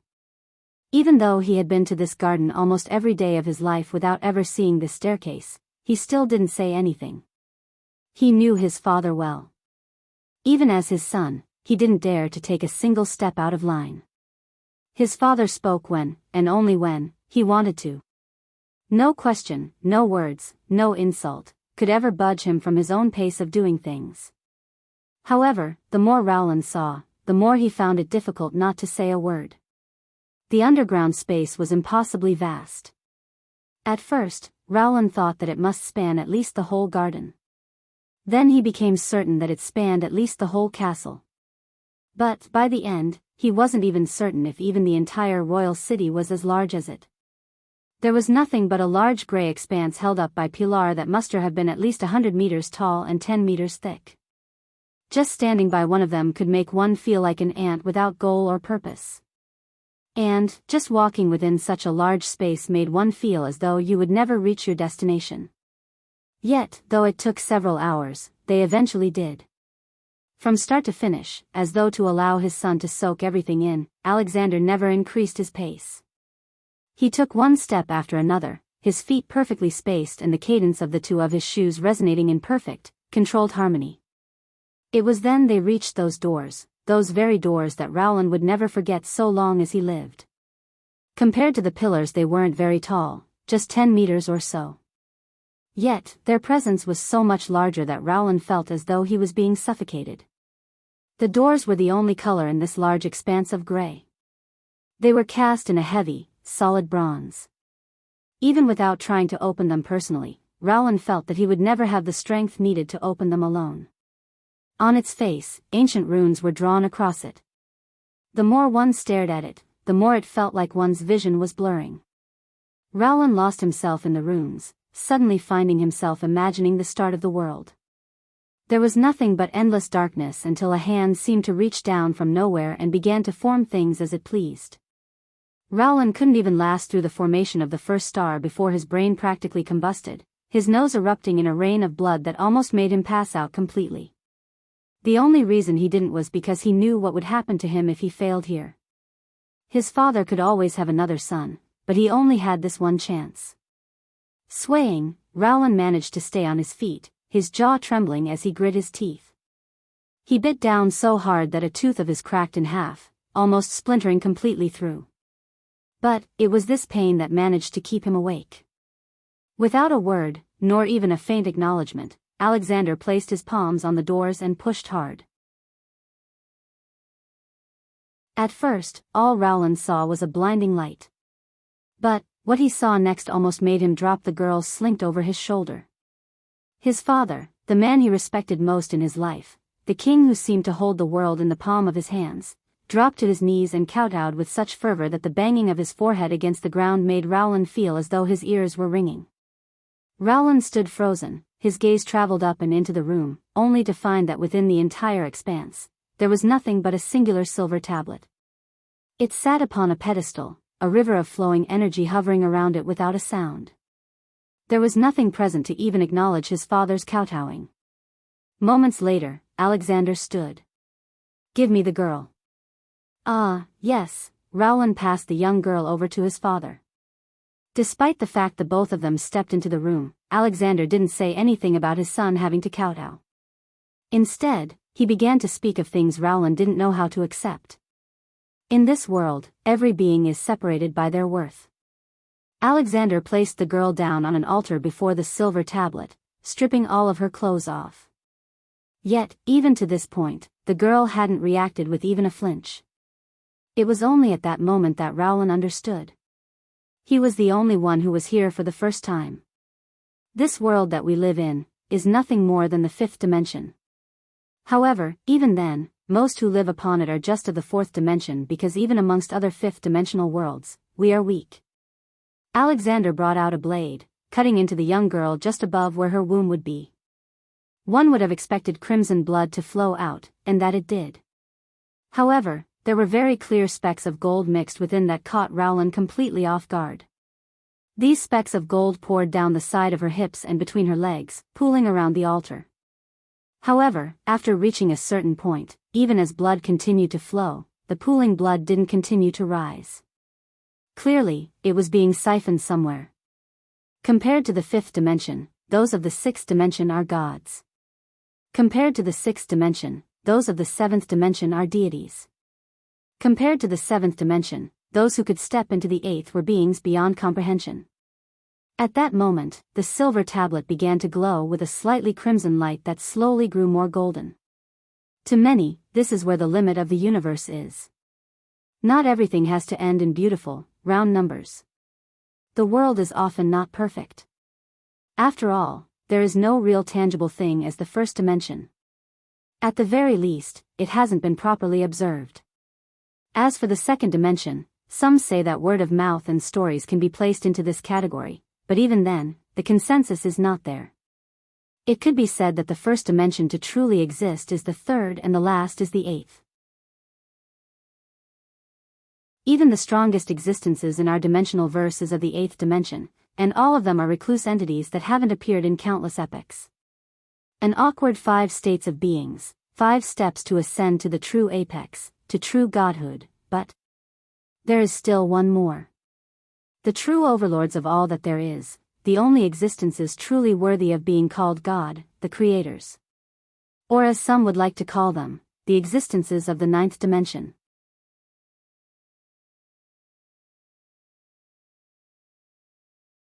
Chapter 756. Chapter 756. Rowland could hardly understand the words his father was speaking. But, each and every one weighed on his heart like a booming war drum. The ninth dimension? Even to those of the Morales family it was nothing more than a mythical existence. In fact, even to those of these ever-elusive eighth-dimensional families and organizations, such a level doesn't exist, though many have tried to push past these limits.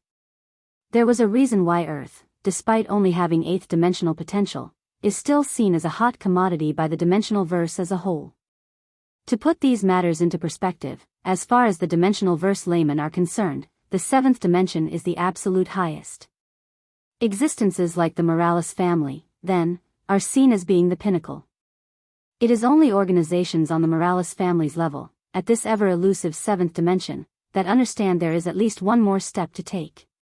But to them, whether these eighth-dimensional families and organizations exist is still a mystery. Now one can properly understand just how ridiculous Alexander's words were. He spoke of an existence a step beyond even what the Morales family could prove existed, as though he had personally witnessed it all with his own eyes. Yet, he himself admitted to the fact that he was nothing more than a king of one of the weakest fifth-dimensional worlds in existence. Rowland couldn't think so deeply about these things. He didn't have enough scope of understanding to grasp what his father spoke about. In his mind, this world was the only one and his family was the strongest. But this time it seemed that reality had played a joke on him. Rowland looked down at the girl who was meant to be his wife. She had a wound right above her womb cut open, flowing out with ever-goldening blood. However, she stared at seemingly nothing blankly, her body being almost lifeless. If Rowland couldn't understand by now, he would be too much of a fool. His father hadn't given him Norman's fiancée for the sake of making him happy, nor was it because he had begged and pleaded for it. His father had given him this woman only because it would be more convenient for him to use her like this. What reddish gold blood was flowing out of her at this moment was clearly very important to this tablet. However, none of this explained what this tablet was and what it could do. Rowland opened his mouth to ask, but he hesitated. He really couldn't afford to make a mistake at this critical juncture. There was a reason his father hadn't shown him this until just now. For some reason, Rowland was certain that if his performance wasn't perfect, he would never walk out of here alive. Cold sweat began to drench Rowland. His skin became tingly and the room's temperature seemed far hotter now than it had been in the past. Without even understanding what he was doing, he kneeled down, smashing his forehead against the ground toward the tablet. His kowtows were even more resounding than his father's, even to the point where blood trickled down and stung his eyes and salted his lips. For the first time since they entered, Alexander looked back. It was just slight, but if one had been looking closely, it seemed as though two slits just beneath his eyes had closed at that exact moment. "Come here." This voice was almost like the call of an angel to Rowland. He realized then that he had finally done the right thing and managed to transverse this tribulation. Soon, father and son stood before a bleeding young woman in the nude. Rowland took a deep breath, suddenly feeling as though his body was invigorated. The bottleneck he had been at for years suddenly shattered and he stepped into Tier 8 of the fourth dimension. The prince stood frozen in shock. He had only breathed in a small bit of the air this tablet had to offer, but he had broken through so easily. Rowland looked toward his father but didn't have the words to say. He might look like he was in his mid-20s, but he was way older than this. Even though he trained hard, he still found it difficult to reach this step, something that pissed him off especially when everyone seemed to want to compare him to Normand. Yet, this tablet had done exactly that. Rowland's eyes glowed with a fervor even beyond his father's. "Soon, we will be able to call down the gods. The true gods," Alexander said, his voice quivering just the slightest bit. It was imperceptible to most, even his own son. "When that day comes, this world will be ours, but that will only be the very first step. With God's strength, we will claim the dimensional verse for our own." If Lionel had been there, these talks would have sounded eerily familiar to his ear. "General, news will have reached the capital by now and they will definitely be preparing countermeasures. There's a good chance that they may send one of their titled knights. Within a military tent of beast skin, Lionel sat listening to a report given by one of his scouting units. The young man was dressed like an assassin, but also wore goggles over his eyes as he squinted toward a report. Over the past month and a half or so, Lionel had gathered up many subordinates. But, it could be said that the ones he trusted with the most tasks were Rollin and this young orphan everyone called Goggles. A titled knight, huh? Lionel smiled. How powerful are they? Powerful. Each and every one is at least tier 7 with the strongest being tier 8. But, that's not what's important. There are plenty of experts on that level in the kingdom, which is why I keep saying we're all going to die. You know, if everyone just listened to me, we could still turn back right now and trek into a distant mountain somewhere and never return. How would they ever find us? At worst, we could just live off nature for the rest of our li. Alright, Goggles. Get back to the point. He really was a greatly talented young man. Too bad he was afraid of everything.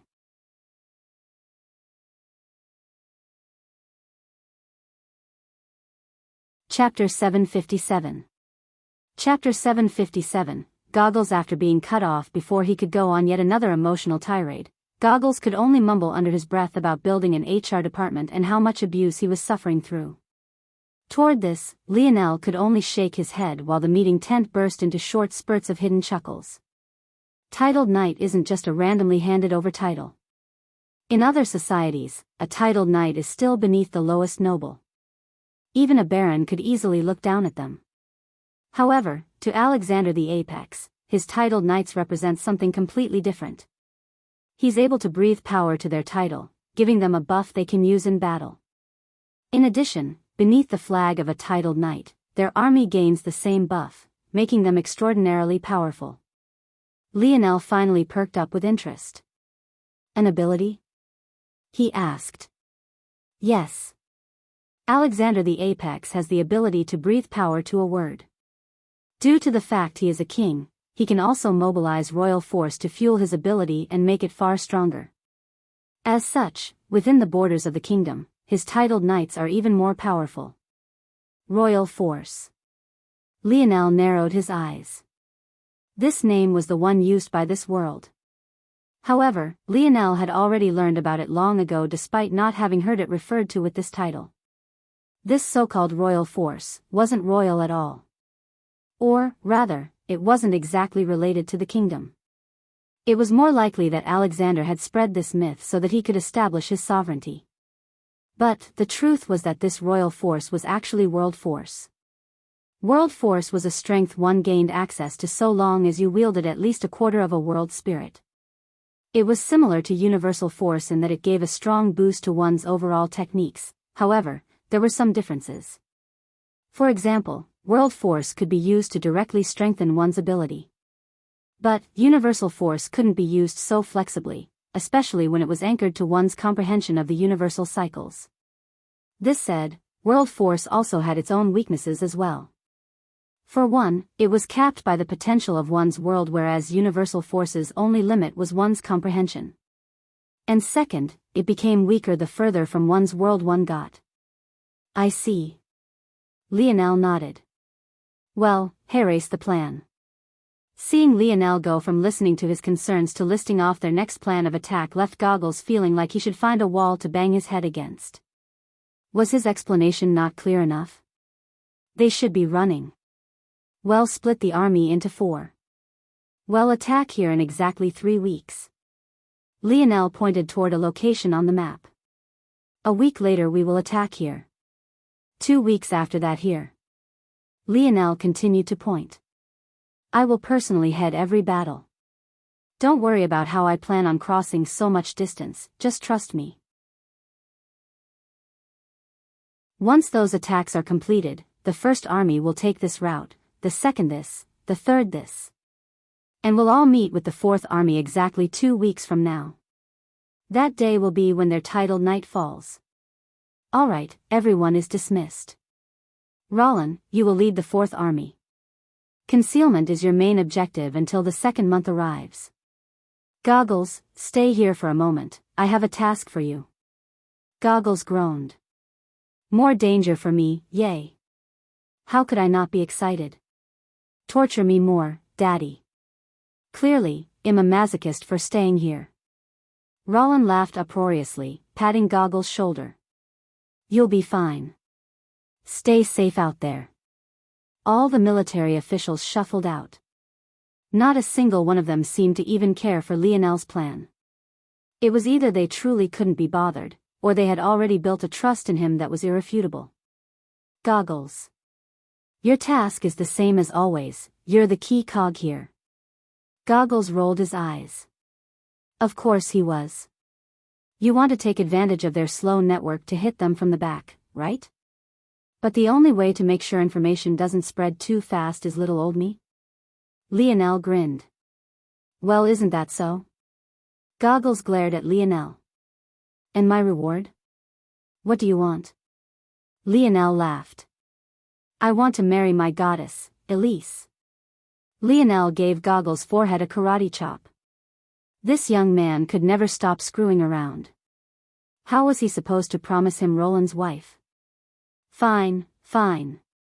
Goggles slinked off, his shoulder exaggeratedly slouched. I'll just slave away for the cause until one day I die on a nameless battlefield, no one to remember my name, and no woman to call wife. Oh. Destiny. Why do you treat me so? Lionel shook his head, laughing. Goggles was indeed an important part of their operations. He had a sensory-type ability, but it was quite unique.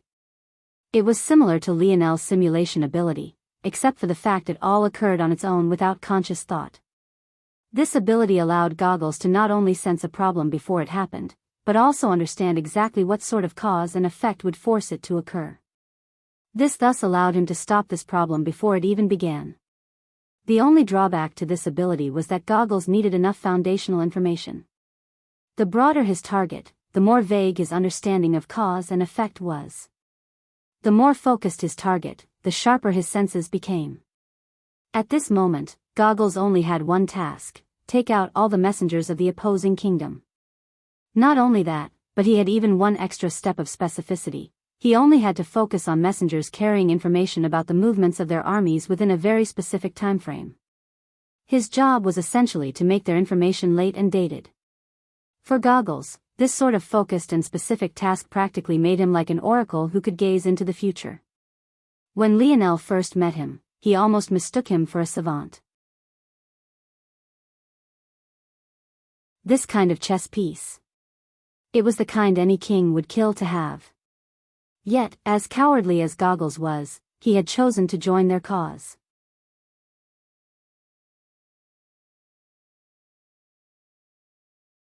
Chapter 758. Chapter 758. Nice to meet you. Michael walked around with dark lines on his forehead, cups, tables and other furniture smashed all around him. As though this wasn't bad enough, he had torn a hole in his military tent out of rage, and a few of the comfort women were currently trying to sew it back together. But this only pissed him off even more.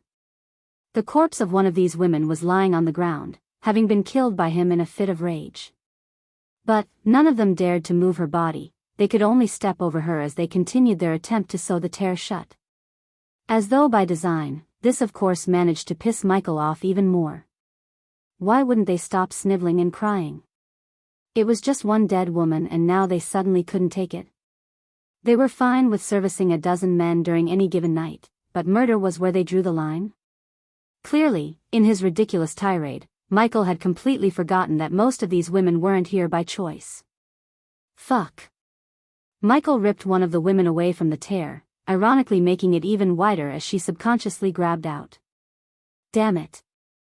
The woman was quickly bent over a table, her dress being torn away and a sudden cry leaving her lips as she felt something enter her. Michael began to vent all his frustration, clearly not caring that he was using far too much strength. Sir Michael. At that moment, an attendant walked into the tent. Despite seeing the woman pressed into the table and Michael furiously humping her from the back, he didn't have much of a change in his expression, as though he was very much used to seeing such a scene. What the hell is it? We've gotten news of their movements. Michael's eyes went red with rage. Oh yeah? We've gotten more word, is it? What about the first time at the Alpes? The second time at the tree ant forest? Why am I spinning my army around in circles just to find cities they've abandoned and hardly touched? Are you fucking with me? The woman below Michael whimpered. The hand Michael used to press her face into the table exerted too much pressure, making it impossible for her to breathe. This time we've done more due diligence. We are certain that this information is at most 3 days old. We will most definitely be able to intercept them if we move now. From my understanding, it seemed that the net they cast to stop our messengers finally showed a flaw. This time, we've got them. Michael squeezed and threw the woman he had bent over to the side.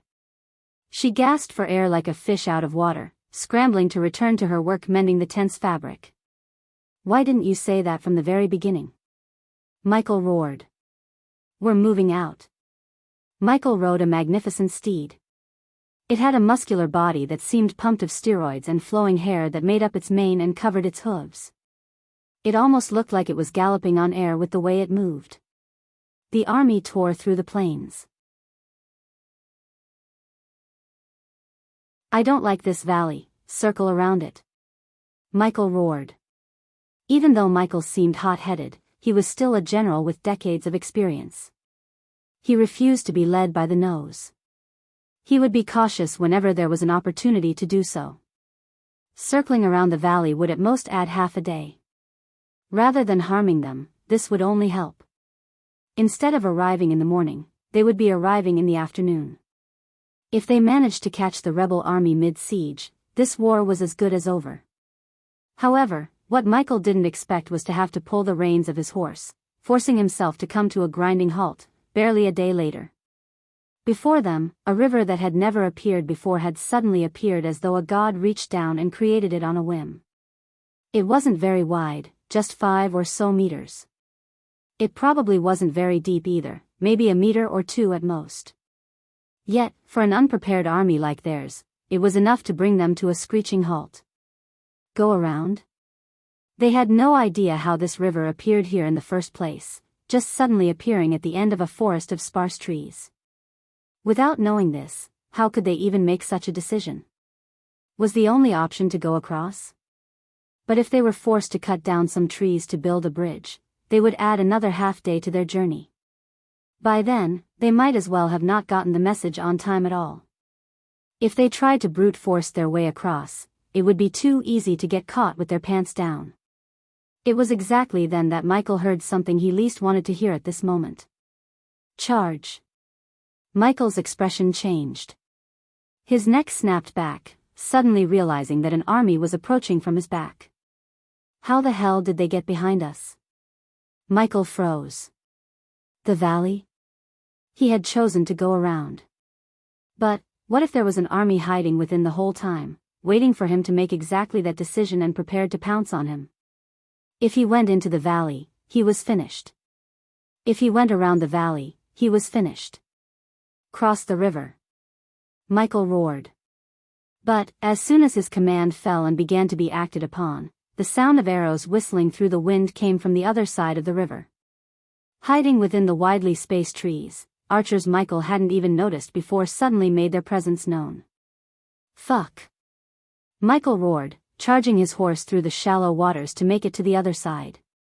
He would hack these archers to pieces. Whoa, whoa, whoa, now. I can't let you do that. In a streak of golden light, Michael suddenly found his path blocked by a boy who was young enough to be his grandson. Lionel smiled lightly, holding a spear in his hand. Michael the Sturdy, right? Nice to meet you.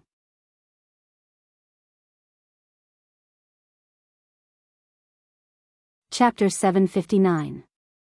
Chapter 759. No choice. The instant Lionel's greeting fell, so too did his spear. Michael's expression changed, reacting quickly. He was a veteran of battle after all. And, as far as he was concerned, Lionel challenging him on foot while he sat atop his horse was one of the most foolish decisions he could have ever made. Michael pulled at his reins, pulling a massive hammer from his back and using the momentum of his horse reeling back and stamping down to swing with all his might.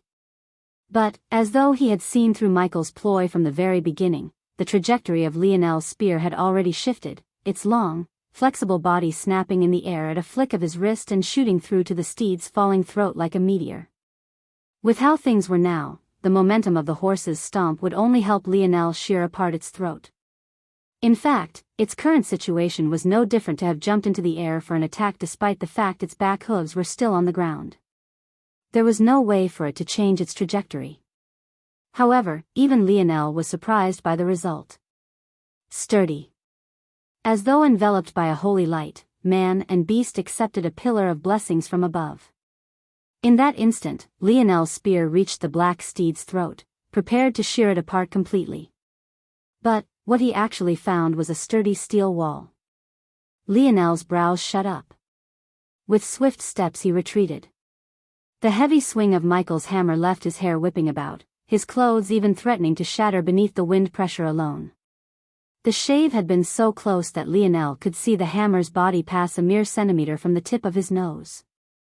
Lionel didn't panic. He felt that was at best a temporary invulnerability. There was no way an ability could so casually block such a strong strike from him. The issue wasn't just how strong his strike had been, but also the quality of his weapon. There was no way for a quasi-bronze weapon to be so easily dealt with by a barrier. The most logical explanation that this was a temporary matter. The amount of energy it would take to sustain such a thing would be too great. And Lionel was exactly right. He analyzed the situation perfectly. The instant Michael's swing missed, he had already shot forward again, pressing forward knowing that such a heavy weapon couldn't be recovered so easily. The follow-through of Michael's swing didn't throw him off balance, but he was definitely in no position to attack right this second. In that split moment, Lionel's spear struck out a dozen times in the blink of an eye, an explosion of meteoric impact, raining down on the steed and Michael. As though crimson roses were blooming in skies, they opened up a current of red and black, covering the duo whole. It looked as though no one could survive such a thing, but Lionel still explosively retreated the moment he finished. And it was exactly at that moment that Michael and his steed leapt out from the flames licking at their armor but ultimately leaving them unscathed. Michael raised his hammer to the sky, roaring with all his might. For a moment, it seemed as though his mighty shout would collapse the sparse forest around them. All around him, his men were falling like flies. He couldn't do anything about the archers sniping them down even though he had crossed to the other side of the river, nor could he do anything about the surging army pincering them from the back, at least not directly. But that didn't mean that he would take this lying down. I am a titled knight of His Majesty Alexander the Apex. I am Michael the Sturdy. I have legs of iron, arms of steel, and a heart of stone. My defenses are eternal. Michael's army roared to match his words. Eternal. Shimmering pillars of light descended upon the whole army. Each and every man seemed to gain immunity for a moment. Some used it as an opportunity to charge across the river, others turned back, facing the enemies toward their back line. Lionel's eyes narrowed. It seems that though the invulnerability was indeed temporary, I underestimated the buff to their defense. Lionel couldn't help but chuckle to himself. This buff from just a single title knight under Alexander was already enough to put his metal body to shame. What a fascinating ability indeed. If this was what the sturdy title could do, what exactly did Apex do? Lionel didn't realize it, but for some reason he was eager to see. Dodging swiftly backward, Lionel nimbly leapt out of the way of Michael's swinging hammer. The titled knight left absolute devastation in his wake, chasing after Lionel with an undying fervor. Every time Lionel's spear snaked outward, making contact, he would barely pierce a centimeter or two of flesh, resulting in what was nothing more than superficial wounds to a man and beast so powerful. The worst part was that Sturdy seemed to have an exceptionally high elemental resistance. Even with a perfectly timed, meteoric impact, the damage was nothing more than a bit of charred skin. Lionel had a feeling that this wasn't just about the sturdy ability, but was definitely related to the armors Michael and his horse were wearing. He had been intrigued by it ever since he saw that fat man at Rollin and Elise's home. But, apparently, that had been nothing more than the tip of the iceberg. Golden lights enveloped Lionel's body as he shifted from side to side. He slid with ease through the forest, and though the trees were as much as 10 meters apart most of the time, Michael was clearly not having as easy a time. For people moving as fast as the two of them, what was a 10-meter distance worth? It felt like he was forced to circle around another every exchange.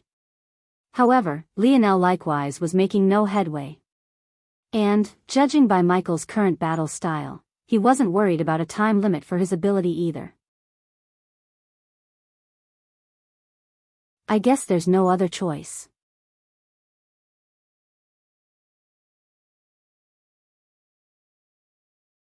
Chapter 760. Chapter 760, Fall. Lionel flipped his palm over, causing his spear to vanish. Michael seemed to want to press his advantage the moment he saw this. He didn't believe that Lionel was giving up, but that didn't matter. All that did matter to him was that this was a chance to finally end this battle.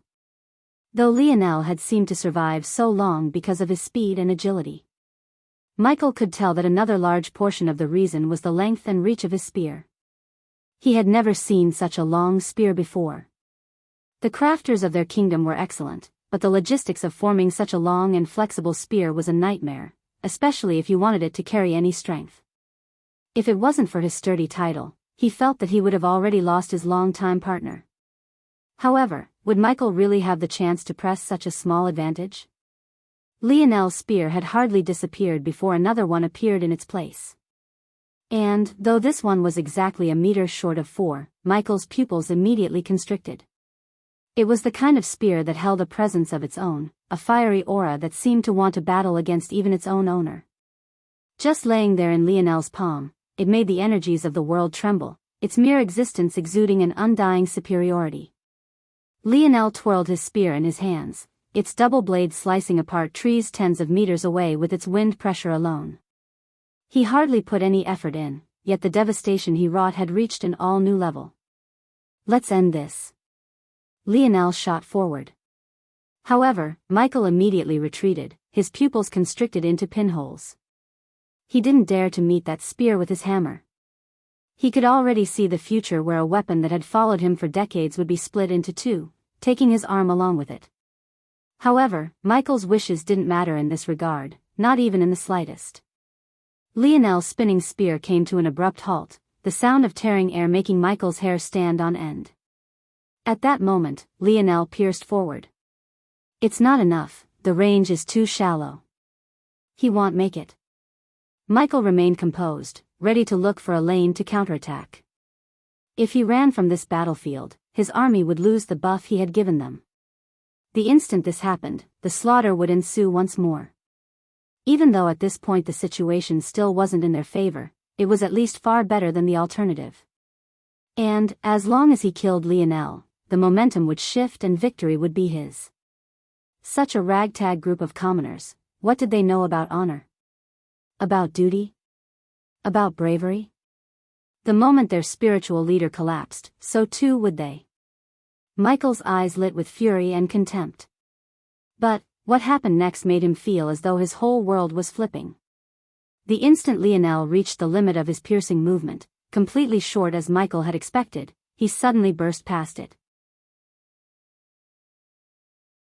Lionel's spear splintered into two of its 3 segments, a snaking chain shooting through the air as the blade continued forward. Michael couldn't even react before his valiant steed of decades had its throat pierced, a pained neigh followed by gurgling blood leaving it as it died. Lionel's spear spun in his hands, ripping upward. The spear's blade followed suit, tearing through a defense he could hardly dent moments ago as though a knife through butter. A hot rain of blood blinded Michael for a moment as his steed's head was split in two. Even though he reacted quickly, blocking his front with his massive hammer, he found that Lionel's next attack came from his side. Lionel's spear separated into 3 parts. As it spun in his hands, it was almost like a massive meat grinder. Michael couldn't even reacted before his body, along with his horses, was bisected 4 different ways. The rotation came to a grinding halt, Lionel's spear snapping back together. As though the clicking noise was a sign for the world to begin moving forward again, dozens of trees in the surroundings were sliced into 4 or 5 pieces, collapsing to the ground like piles of firewood. Lionel looked toward Michael's collapsing, gory figure in silence before looking at his spear. He had most definitely not expected the difference to be so drastic. The scariest part was that at this point, he could only make use of this spear's innate sharpness. He couldn't even pour force into it. Yet, just its sharpness alone was able to have such an effect. It felt as though the same strength he applied to quasi-bronze spears, when applied with this quasi-silver spear, was easily 100 times more destructive. Lionel clearly didn't understand the level of privilege he had. What he was doing was the equivalent of taking a weapon forged by a god into a world of mortals. How could it not have this sort of effect? But, it was for this exact reason Lionel never casually took the spear out. He could use it here because he was in a zone. Logically, he either found a way to leave this place or he would die, so whether people knew about it or not was irrelevant. However, things were different in the outside world. It wasn't like he could just leave everything behind and expect it all to be erased. Lionel shook his head. The outside world didn't matter right now. He had to focus on this task so he could get out of here as quickly as possible. Since he had the advantage of being in a zone, there was no need to hide the strength of his treasures here. Taking a deep breath, Lionel shot into the battlefield. He didn't bother to change his spear again. Since he was free to do as he pleased in this zone, he might as well take it as an opportunity to train in controlling it. Since speed was his goal, why would he hold back with his strength? Unfortunately for the kingdom, the fall of this titled knight would only be the first and most definitely not the last.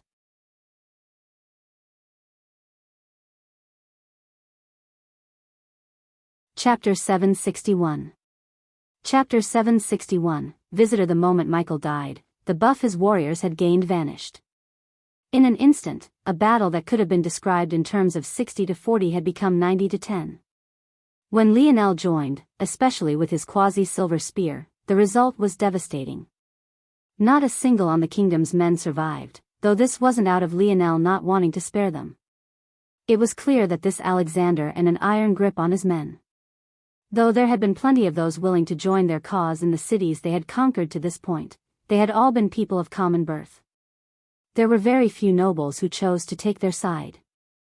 Obviously, Alexander the Apex had a very tight hold on these people, likely holding the lives of their families over their heads. Of course, Lionel felt a small bit of sympathy for this. But, he had always believed that no singular life was worth more than another, even if that was his own. The lives of these soldiers' families in the capital weren't worth more than the commoners who suffered every day under their rule. The lives of the soldiers themselves weren't more valuable than the commoners who fought beneath Lionel's banner. Not to mention the fact that since these warriors had chosen to die on the battlefield, their families would be just fine. Other than a small pity he felt, most of Lionel's rage was aimed toward a singular man. The news of Lionel's army taking out a titled knight spread like wildfire, but nothing was more shocking than the sweeping conquest that occurred right afterward. Lionel doubled back to the cities his 4 armies had probed in these last 2 months. Each and every one was manned by an earl, making them among the largest cities this kingdom had to offer. They had only barely begun to recover from Lionel's first assault when they suddenly found themselves under a second siege. But, to make matters worse, Lionel was no longer using his quasi-bronze spears. Every time his spear spun, even without the use of technique, he reaped dozens of lives. And, maybe the ironic part was that it was better when Lionel didn't use a technique at all. Not only did this preserve his stamina, but the extension of these techniques weren't as potent as meeting the blade of the double-headed spear alone. If Lionel was just powerful, things might still be fine. But, the issue was that he paired this with seamless tactics that completely stifled the kingdom.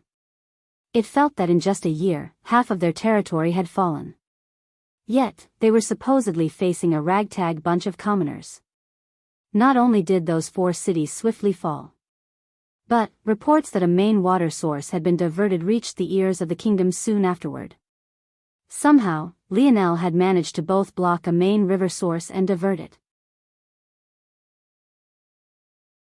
What was truly baffling about this was that he used this diverted river source not only as a tactic to pincer Michael and ultimately kill him, but he simultaneously used it to give his new claimed territory a steady supply of water and resources that was impossible for the capital to cut off. At the same time, this diverted water source resulted in a shortage of clean water for 3 separate dukedoms located nearer to the capital. It felt like he was killing 10 birds with a single stone. When the crafters learned how Lionel had done it, they stood shocked before the collapsed mountain turned a movable dam, their faces paled from shock. Facing this kind of genius. Weren't they all finished?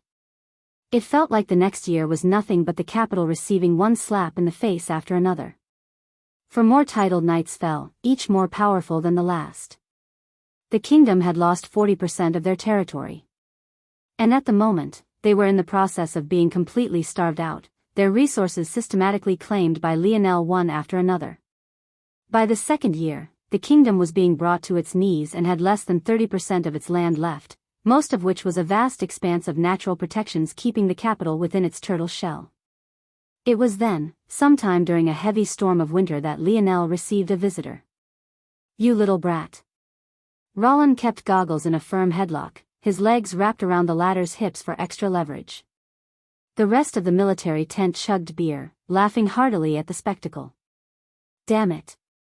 I just asked for one night. With my wife." "Yes." Goggles squeezed out shamelessly. "She's too good for you." Roland's headlock tightened, Goggles' eyes almost popping out. The latter's face turned a bright shade of red as he struggled, trying to tickle at Roland's side so he would let go. Lionel chuckled lightly. As usual, he was sipping at a fruity drink rather than the hard liquor of the others. Elise had actually personally made this batch for him. He had to admit that that little girl was indeed as close to a guardian angel they all had. "HM." At that moment, a messenger came into the tent. "Saluting all lieutenants." The young man said respectfully, an air of fanaticism lighting his eyes. "There is a diplomat here to see the general." "A diplomat? From where?" Lionel asked. "The Oryx Kingdom, sir." Lionel's eyes narrowed. At the same time, the rowdy atmosphere of the tent grew more somber. It could be said most felt that the capital was pretty much finished, even though Lionel had never expressed such an opinion. However, if there was to be a wild card, it would definitely come from the Oryx Kingdom. If they threatened to attack them from the back now, all their momentum would fizzle out. Their upstart group, even after 2 years, didn't have a strong enough foundation to deal with such things. It would be one thing if Lionel had had these 2 years to bolster them with his crafts. But, after entering this world, aside from his spear domain ring which seemed unaffected by the odd restrictions of this zone, Lionel hadn't been able to bring anything else with him. This included little Tolly. At that moment, Roland let go of Goggles just in time for Lionel to look over. Goggles shook his head, seemingly understanding Lionel's meaning. "No danger, huh?" Lionel nodded. "Let them in."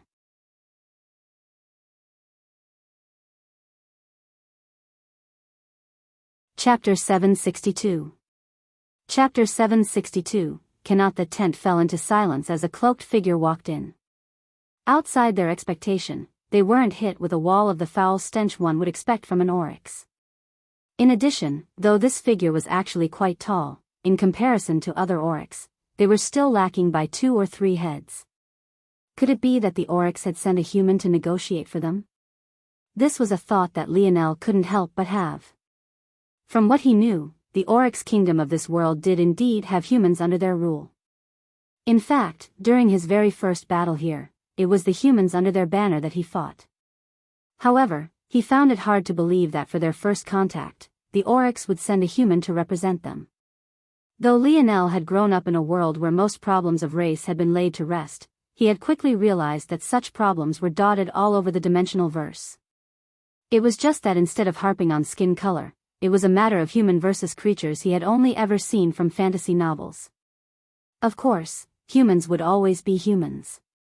Wherever there were divisions to be made, as long as there wasn't a strong overarching power like the Ascension Empire, they would make these divisions. This was all to say that the Oryx definitely treated the humans under their charge like secondary citizens. So, how could they possibly send one for such an important thing as first contact? "Greetings." The robed figure gave a polite greeting. As the representation of the Oryx kingdom, he obviously couldn't bow. But he had done more than enough. Lionel continued to scan the figure before him for a moment. I have been looking forward to communicating with the Oryx kingdom for a long time, he said with a light smile. Yes. We have heard a lot about the general.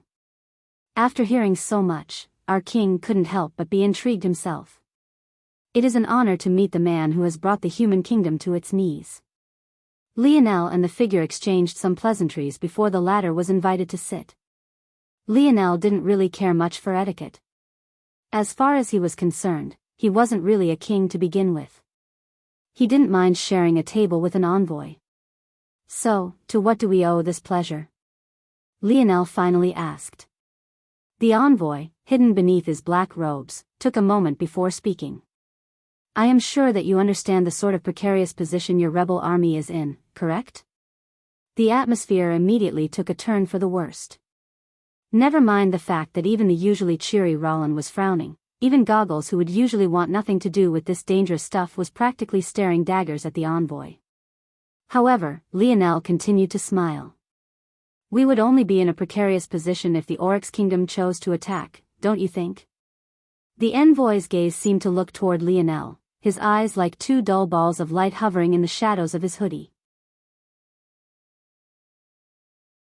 It was almost as though he couldn't understand why Lionel was so uncaring.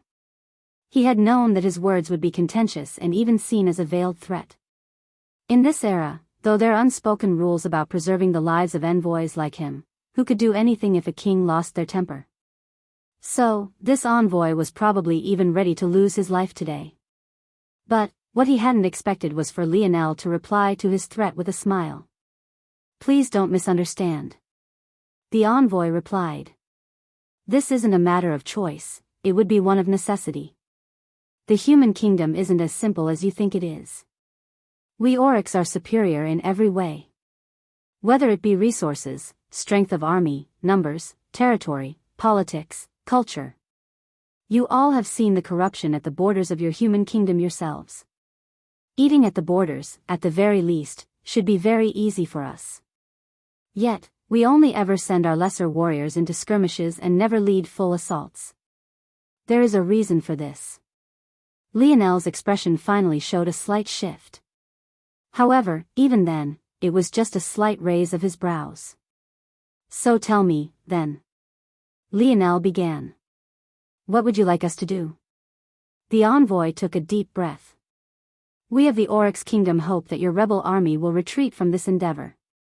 If you choose to do so, you will be handsomely rewarded. You, General, will be rewarded the title of Count. As for your lieutenants and warriors, for the best of them we can provide barony titles and knighthood. At that moment, a fiery red head amongst the group couldn't seem to take it anymore. Her hair really seemed to be a wreath of flames as she stood and slammed her seemingly delicate palm to the oak table. Bang! The entire tent quaked even down to the ground beneath their feet. You want us to do what? This red head was indeed a beauty. Among those who had joined Lionel's cause, she was amongst the earliest and even happened to have once been the daughter of a baron. She was one of the very few nobles who had chosen to join their cause. Of course, she had her reasons. While the other nobles had their hearts gripped by Alexander, Gertrude and long since lost her family. Ironically, they had been executed by Alexander long ago. It was safe to say that her fury toward the human kingdom was no weaker than any of the commoners of their army. Gertrude. Lionel's even voice snapped the former young noble out of her rage. Though still seething, she slowly sat, her gaze flickering.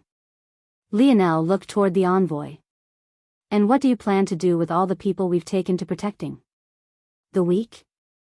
The women? The children? The elderly? It can't be that your Oryx kingdom want to take them all in too, right? Lionel asked this knowing the answer very well. If they accepted all the people Lionel had conquered, what would be the difference between that and actually conquering the land? I am sure you already know the answer, General. These people must stay in the human kingdom. We cannot accept them all.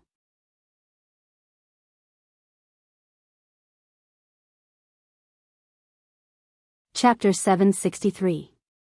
Chapter 763, Unknown. A heaviness hung over them all. It was as though all the happiness had been sapped away. It was the kind of fog that wouldn't easily be removed. They were all intelligent. They understood the kind of weight this sort of visit brought with it. It was likely that the Oryx Kingdom had already chosen to attack as long as they dared to reject.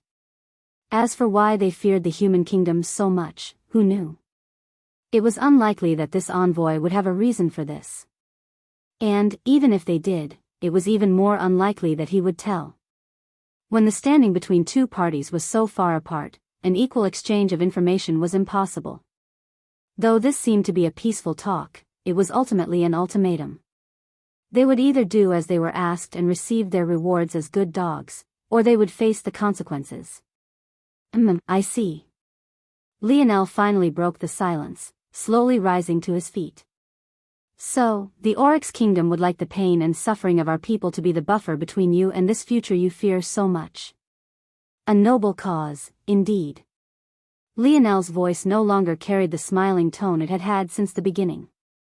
However, it wasn't filled with rage either. Rather, it was very even with hardly any inflections. If they didn't know better, they would think that an AI had spoken these words. However, that feeling soon vanished when Lionel spoke again. This time, it was low, forceful, filled with a charisma that washed the lands in a radiant light. We will not be your sacrifice. Lionel turned to the envoy, his gaze looking down from above. I do not know what it is you fear, nor do I care.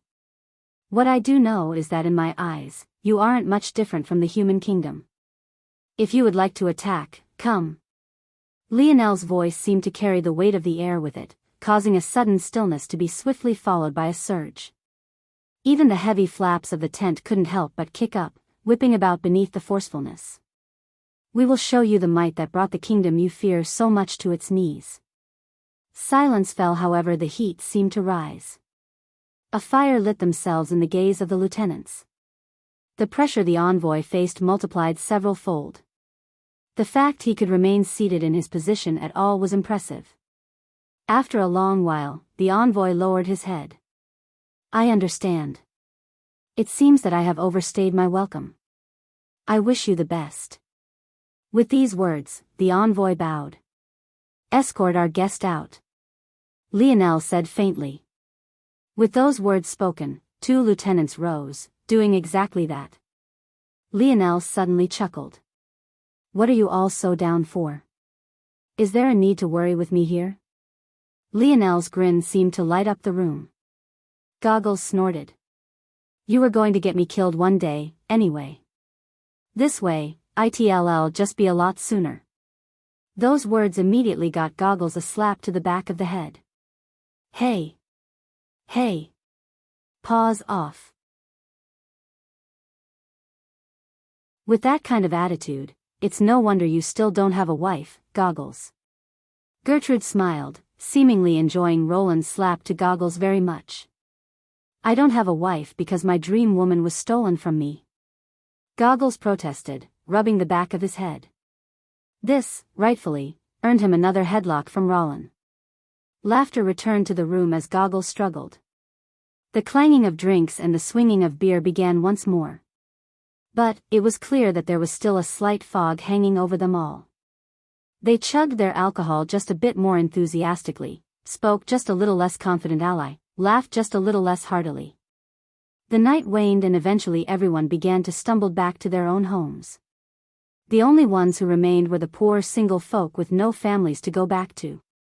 A brutish man wrapped an arm around Lionel's shoulders. What do you say, General? Want to head to the brothel? I hear this city we just conquered has a really good one. Lionel rolled his eyes. Get some sleep, Costello. You're drunk. Costello laughed heartily. Only if I get to embrace two busty babes. Miles, Austin, let's go. Those soft clouds are waiting. Keep your gross talk away from the general. Gertrude snapped, sending a kick at Costello's ass. Oh. Right. We can't be all so lucky as to have a beauty like you pining after us. Who's pining? Gertrude growled, reaching for her halberd only to remember she hadn't brought it with her. Costella, Miles and Austin's laughter rung as they ran from the tent, leaving no one but Lionel, Goggles and Gertrude behind. Goggles, who was lying on the floor, opened a single eye. Noticing the odd atmosphere and realizing his plan to just sleep here for the night wasn't working out, he hopped up and coughed lightly.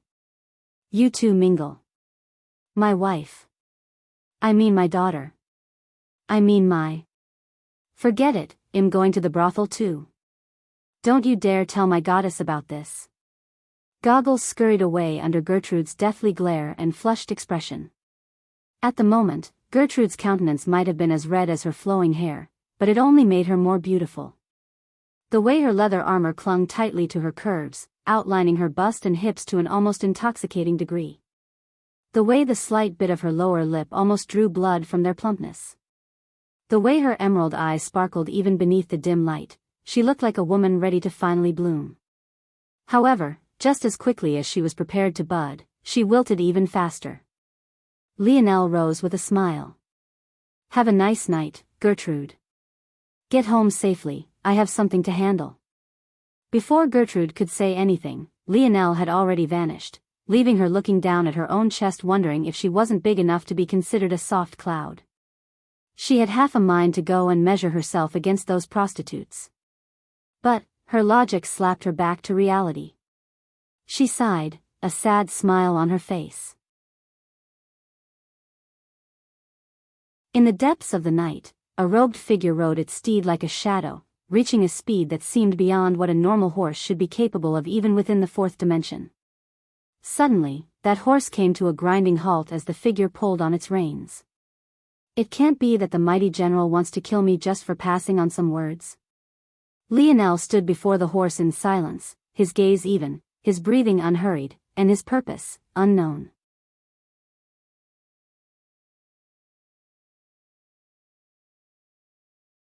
Chapter 764. Chapter 764, Envoy Lionel didn't respond to the envoy's words. He simply stood there silently, his expression not giving way to any emotion. It was as though he didn't even notice that there was someone before him. At this moment, they were in the dead of winter. Heavy snow fell all around, coating the ground, the trees, and sprinkling through the air as though to coat the whole world in white. Still, the cold didn't seem to bother either of the two men as they faced off in an endless snowy plain. There was nowhere to hide, nowhere to seek reprieve, nowhere to run. It was then that both men suddenly moved. Lionel's palm flipped over, revealing a 4-meter-long, flexible spear. Aside from his quasi-silver spear, this one was quickly becoming one of his favorites. The range of flexibility and freedom it gave him made his battle style reach an impossible level of fluidity. At the same moment, the envoy didn't bother to stay on his horse. He had read all the reports about Lionel. This was a man who never rode a horse, yet had felled more titled knights than anyone else in history. If there was anyone confident in battling a man and a steed together, it was Lionel. In that case, why allow him the chance to do what he was familiar with? His palm flipped over to reveal an outrageous monstrosity of a saber. Its blade was an obscene 3 meters long alone. It had a width of almost 2 feet and a curve that almost made it look like a scythe as opposed to a saber. Yet, it had a thickness as thin as 2 or 3 strands of hair. When the saber was swung, it felt like the wind itself was being split in two.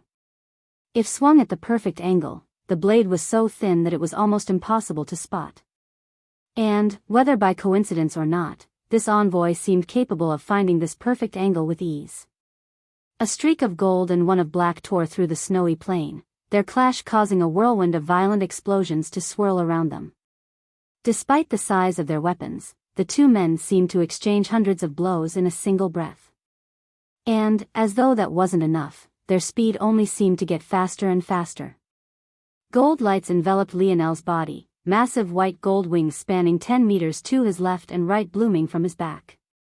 Ancient patterns of gold began to outline each individual feather. It felt that with each passing moment, the pair became less illusory and more corporeal, as though Lionel was birthing true wings from nothing more than light. One would have thought that light elemental force would be difficult to gather in the depths of the night like this, yet Lionel seemed completely unaffected. These 2 years, just because he had been stuck here, didn't mean that he was stagnant. With a single flap, he retreated more than 100 meters in a single step. His feet stamped the ground, causing a tsunami of snow to rise into the air. The wall of white rose up more than 10 meters and was at least 20 across. Yet, what was most shocking about it all was that this was simply the result of the earth beneath heeding Lionel's call. Lionel roared, his chest expanding as bronze runes surged over his body. The robes he wore shattered beneath the surge of force, unable to handle it. Beneath the shimmering white gold of his massive wings, Lionel's bronze runes stood out all the more. Under the night sky, he looked no different from a Roman god descended from the skies above, his halo hanging above his head. The massive slab of stone that Lionel had lifted from the ground shattered into tens of pieces, rising into the air to form several stones of over a meter in diameter each. Armageddon. In that instant, the stones erupted with flames. In the skies, as though tens of miniature suns had appeared, they raged with a fiery light, their surfaces beginning to melt in a near instant. The envoy's pupils constricted. What kind of attack was this? Something of this caliber could level an entire city. The battle hadn't reached such a peak yet. He couldn't understand why Lionel had dared to come to fight him like this in the first place, especially after he had traveled so far away from their encampment. But now, it really seemed like he wanted to kill him. The envoy roared, raising his saber into the skies. A violent black energy coiled around him, forming countless black chains from seemingly thin air. The ground around him suddenly exploded, the expanse of snow being washed away beneath his rippling might. His robes fluttered in the raging wind, his eyes trained on the meteors descending toward him. Ha! The envoy stomped his feet. In that instant, the earth seemed to respond to his call. In one moment, there was nothing. But, in the immediate next, sparkling spikes of black shot out from the ground, impaling the descending meteors and causing explosions that rocked throughout the night. Lionel's eyes narrowed. Those pillars were definitely not normal. In fact, he could faintly tell that they stood on a level nearing his Scarlet Star Force. Somehow, the spikes seemed to be both made out of small dust particles, yet remained solid at the same time. Each of these little particles radiated out with a faint black light that made it look as though it was sparkling beneath the high moon. It was as though the envoy was controlling iron shavings and darkness to form them. If the envoy had heard Lionel's thoughts, he would have been shocked. Just a short observation, yet he was already so close to the truth. However, no matter what the envoy did, Lionel wasn't shaken. To use a force on this level at this envoy's strength was akin to painting oneself into a corner. There was a reason Lionel didn't use his Scarlet Star Force so casually. As expected, the envoy was truly gasping for breath. He hadn't thought that he would be forced to use such an ability, but Lionel's combination attack had strength beyond his wildest imagination. If he had used normal Earth to counter, those meteors would have blasted through with ease. He couldn't understand how Lionel could pull Earth capable of withstanding such heat from the ground so casually. Of course, what he didn't know was that Lionel's Earth elemental force was variant just like his. However, this didn't mean that the envoy was finished. He gripped his saber. Since the pillars had already been formed, manipulating them was much easier. The chains that floated around his body constricted as Lionel's wings flapped one more time. He appeared 10 meters before the envoy. In that moment, the latter was prepared to turn the earthen spikes of shimmering black light toward Lionel. But, he stopped when it seemed that Lionel had no intention of attacking. In fact, Lionel stood there unmoving, his eyes calmly observing the black chains wrapping the envoy. Earth Elemental Force. Dark Elemental Force. Star Elemental Force. The envoy froze when he heard this. Chaotic Particle Force. Number 1 in Earth Elemental Forces, top 3 in Dark Elemental Forces, top 10 in Star Elemental Forces. Lionel concluded. Your talent is quite high for an envoy, don't you think? The envoy's eyes narrowed as he gazed toward Lionel. You were testing me? I guessed that you were an oryx a long time ago. Lionel said plainly. But your cloak blocks senses? But you don't look or smell like an oryx? The envoy didn't say a word, but clearly this was what he meant as well. This shouldn't have been possible. Lionel didn't explain himself either, at least not with words. He had seen a long lineup of possible evolution paths for the oryx in that hall, so he knew well that a stature like the one this young man had wasn't impossible. As for how he had known, it was just a guess. This envoy hadn't tried very hard to convince them to change their minds and also didn't have the tact one would expect the representation of a nation to have. So why don't you tell me the true purpose you had for coming? Lionel responded. The envoy remained silent for a long while before he finally removed his cloak. What was beneath made Lionel raise an eyebrow. It was a young man with flowing white hair and handsome, delicate features that would make any woman and some men swoon. His skin was quite tanned, giving him an excellent, exotic sort of contrast, and his eyes were the very same bright white his hair was. Growing from this young man's forehead were two branching horns that were a very pure shade of white, yet they didn't seem to detract from his beauty at all. Even the vertical slit between his brows was completely unable to do so. Aside from these clearly oryx-like features, the young man was strikingly human. If Lionel didn't know better, he would think that this young man was some sort of demon prince risen from hell. And maybe, in some ways, he was. This is just my natural state. My battle state, however, is much different.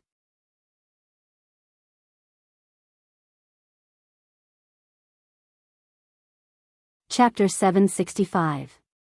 Chapter 765, stall. The moment the young man's words fell, his body grew a size.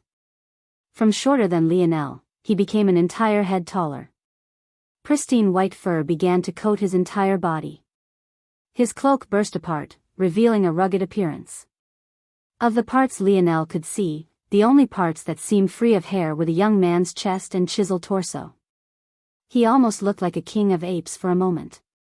But what was strongest was the sudden explosion of a smell so strong Lionel almost passed out from exposure to it alone. It was so potent that he had no choice but to stop breathing entirely. Even trying to do so through his mouth had him feeling as though he was trying to swallow fumes wafting from a vat of vinegar. The smell is somewhat strong for you humans, the envoy said nonchalantly.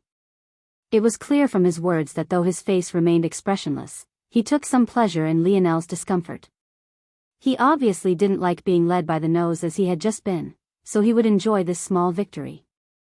Lionel was inwardly relieved when the envoy returned to his normal form. He could tell that such a scent would be extremely attractive to female oryx. But Lionel felt he would suffocate to death in its presence. Compared to the oryx he had met, the difference was so striking that there was really no comparison at all. Lionel could tell, though, that the envoy hadn't just shown him this battle form to force him to smell such a thing. It was also to show that he had yet to battle at his true peak state. As taxing as chaotic particle force was, unlike Lionel's Scarlet Star force, it didn't damage the envoy's body. All he was experiencing now was fatigue and nothing more.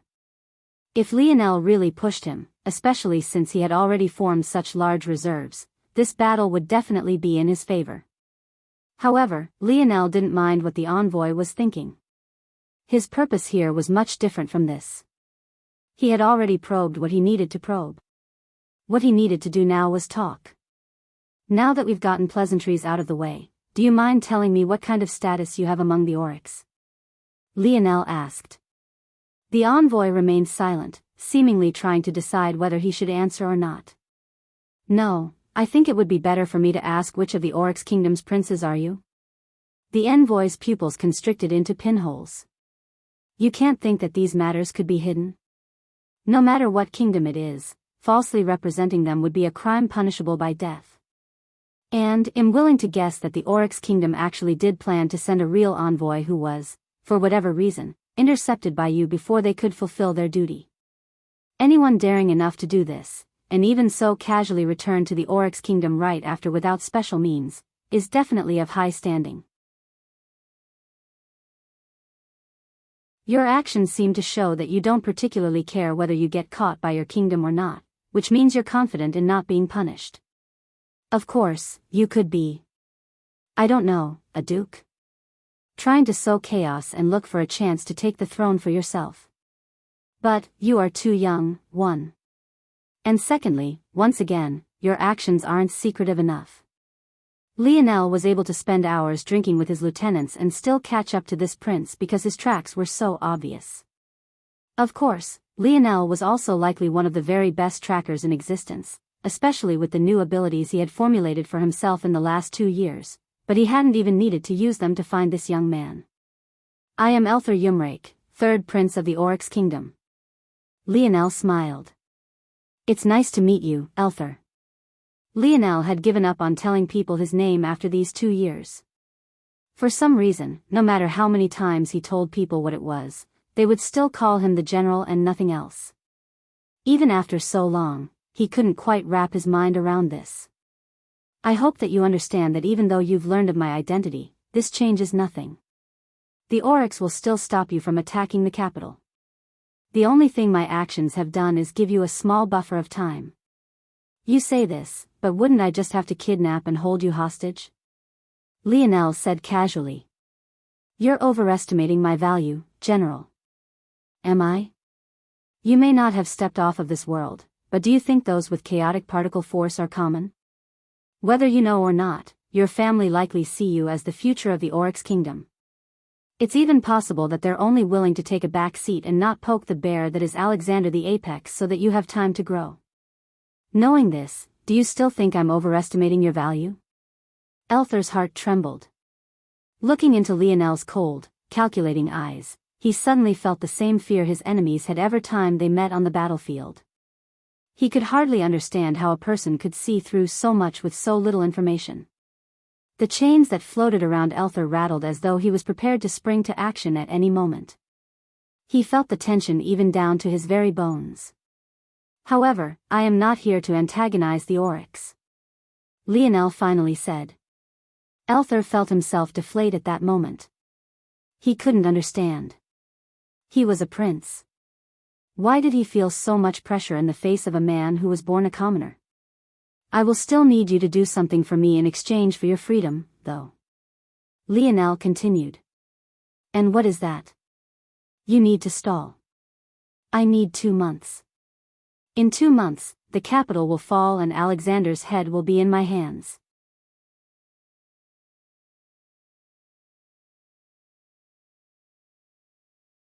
Chapter 766.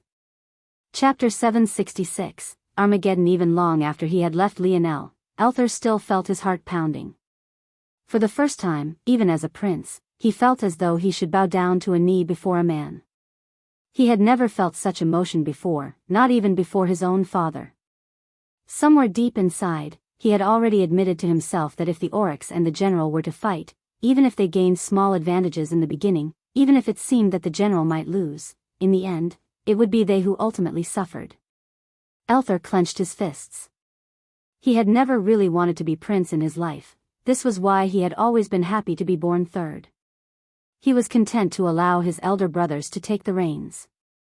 All he wanted to be was a powerful warrior. The most powerful. However, the day his 3rd eye was awakened, it all changed. The looks his father gave him shifted from love and a doting adoration to look of expectation, hope, and pride. It was the kind of look Elther had always wanted to see, but he had wanted to see them for the sake of support toward him chasing his own dreams. He wanted to be the spearhead that finally unified their world under one banner. He didn't want to be the ruler that did so. Unfortunately, his father didn't see things this way. To the king of the Oryx, there was no greater strength than to be king. This sort of philosophy thrust Elther to the forefront and created a tension between him as his eldest brothers. The favoritism his father showed couldn't have been more obvious. It didn't matter how much he said he only wanted to be a knight under their charge, it didn't seem to change anything. It was then he began to hear stories of the general. At first, it was just a small blip on their kingdom's radar. This wasn't the first time the people of the human kingdom had rebelled. But, this time turned out to be different. 2 years later, it seemed that they might really fall. It was then that Elther finally learned of why his father placed so much hope in him, of why he was willing to risk ripping their family apart for the sake of pushing him to ascend the throne, of the fear that had gripped his father, his mountain of support, for so long. However, this fear that his father had buried deep within his heart for so long only showed Elther more of why he didn't want to be king. Burying such anxiousness within yourself, carrying the burden of hope for so many, being responsible for the lives and deaths of billions, he didn't want any of this. He just wanted to step onto the battlefield and fight to his heart's content, to let his strength quake the earth, shake the skies and sunder the stars. Today, though, Elther learned something that could make his eyes lock with resolve. In his pursuit of being that warrior, he had neglected something very important. If he wanted to be that deity of the battlefield, that existence who could make an opposing army quake with nothing more than a roar, he needed a banner to fly under, a might to grow beneath, a king to follow. His father wasn't that king, he was too eager to pass on his burdens. His brothers weren't that king either, they had already allowed jealousy to plague their relationship. It was obvious that they had no confidence in themselves. But the general, he somehow seemed incomplete as well. He was almost perfect in every aspect, but something subconsciously held him back from choosing him too. That said, Elther felt that by following a man who was so close to his ideal, he just might find the king he was looking for. 2 months. I can do that, Lionel dashed through the night, an incomparably calm expression on his face. In these 2 years, he had felt a certain anxiousness slowly leaving his body. He felt as though he was even calmer than he had been in the past. Much of this had to do with him learning of the existence of a fourth lineage factor lingering within his body. No, it was inaccurate to say that it was lingering.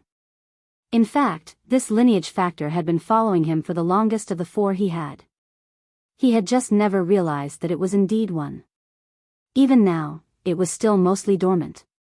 But Lionel felt that it was slowly awakening, as though a slumbering dragon shaking millennia of fatigue from his foggy eyes. Time continued to tick by. And, soon, a month had flown by. As promised, there wasn't any movement from the Oryx. However, Lionel hadn't breathed a word of his conversation with Elther to his lieutenants. Rather, they all focused on tightening the noose around the capital's neck. Every movement they made seemed to constrict the once mighty human kingdom. From above, one could almost see the image of a boa coiling its body around the capital. The more they struggled, the tighter the squeeze became. Waterways were blocked, supply routes were cut off, escape paths were destroyed. Every city was systematically conquered. It felt as though one was reading a textbook on military execution rather than a telling of true events.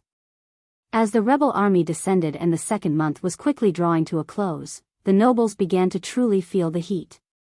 Maybe it was because of the fear Alexander had instilled in them from the very beginning, but none of them had ever thought that things would reach this point.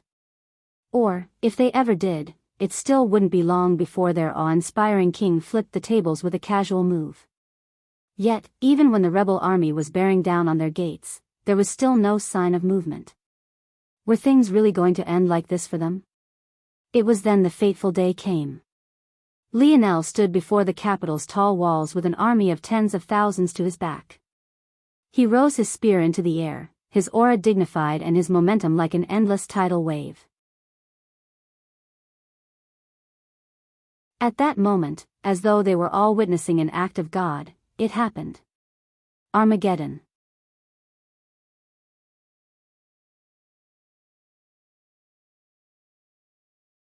Chapter 767. Chapter 767, 2 options. The earth rose high into the skies, forming boulders that were each 2 meters wide. It took time, but not long later, dozens had formed before erupting into a blaze of black-red flames. The searing heat alone seemed to want to melt the city to ash. Even without Lionel saying a word, the rebel army felt their blood boiling. There were no words of rage, none of fury or animosity. Even with this goal they had been working toward for years, praying for decades. There was still nothing that needed to be said. Actions spoke far louder than words ever could at this moment. This was indeed Armageddon. It was a judgment day for the capital and its nobles who had had their foots on their throats for centuries. It was finally their turn to return the favor. The meteors descended toward the gate in a blaze of fire. Bang! Bang! Bang! Bang! Bang! The cacophonic booms resonated like drums of liberation. Walls that had stood tall for centuries came crumbling down. A gate which had never been opened to them incinerated to ash. A city they hadn't been deemed worthy to step foot into had suddenly been opened to them all. However, Lionel didn't give the order to charge. He continued to stand before the army, his chest wide, his back straight, his gaze cold and indifferent. At that moment, a figure suddenly began to appear out of the blazing fires as though they weren't there to begin with. When this figure became clearer, many began to look on with frowns on their faces. Truth be told, this man looked as though he had been living on the streets for several months. His clothes were beaten, ripped, dirted and ragged. His hair could only be described as a rat's nest, their natural blonde color discolored by what looked like and hopefully was mud. His eyes looked both groggy and lazy. Of all the things the rebel army expected to find when they came here, this was the last. The fact that there were no anti-siege tactics prepared by the capital was odd enough. It was even weirder that there hadn't been a single person atop the wall before their attack. And now, there was this odd man. The man stumbled over the rocks before dropping down awkwardly before the carnage. He stretched his back in an exaggerated manner as though he had spent far too long sitting. The crackles and pops that sounded from his action were so loud that they carried throughout the battlefield, even given the destruction to his back. This alone seemed to make those of the army take this man far more seriously. The man coughed, slinking his hair back and spitting at the ground before him. Somehow, a sword appeared in his hand. Despite the fact they had been observing him from beginning to end, no one had been able to pick up on its appearance. If it was as simple as a spatial ring, they obviously wouldn't react like this. But there was not a single spatial treasure on the man's body. It was as though the sword had really popped up from out of thin air. The man's action of sweeping his hair back revealed a devilishly handsome appearance. If he wasn't so dirty, he would truly be a lady killer. In fact, the fact they could think this at all could only mean that the dirt and grime that covered him couldn't possibly be as much of a deterrent as they thought. Blah, blah, my name is Normand. Blah, blah, your general is weak, he should fight me to prove his worth. Blah, blah, not just anyone is worthy to fight my lovable bastard of a king. You get the gist of it, right? Hurry up, Mr. General, sir. The rebel army was speechless. Was this person issuing a challenge? Or were they acting out a comedy skit? What the hell was going on? Rollin, who sat on his horse not far from Lionel's back, also frowned. Challenges were rare on the battlefield, but not to the point that they never happened. But it was rare for the supposed stronger party to issue them. Usually, the point was to get a shot at taking out an important member of the opposing army with the least amount of hassle. It was also a good chance to lower the momentum and morale of an army. Still, challenges had to be issued by those of equivalent status. It was one thing if it was Alexander who had issued this challenge. But where had this homeless man come from? Who was he to challenge their general? However, surprisingly, Lionel held out a hand before Rollin could say anything. He simply walked forward, leaving the immediate protection of his army to stand in no man's land. Normand the Swift, I presume? Lionel asked. Gertrude's pupils constricted when she heard these words. Normand the Swift? He was a genius no lesser than the third prince of the Oryx kingdom. The only difference was that Normand was far older and had actually grown into his potential. But then, years ago, he suddenly vanished from the public eye and stopped appearing on battlefields altogether. Normand chuckled, still stretching his back. You didn't know, Mr. General, sir? I go by Normand the Cuck now. As you can see, my kingdom treats me great. But you, Mr. General, sir, are quite well informed. I'm surprised you've heard of such a title. I am quite informed. more than informed enough to recognize the actions of a useless king when I see it. Norman's gaze narrowed. In all these years, only he ever dared to say a word slandering Alexander. And even he often hid behind layers of sarcasm. Maybe due to an innate fear of what could happen to his former fiancée, he never truly went too far. But this general didn't seem to have any such qualms. I will give you two options, Normand.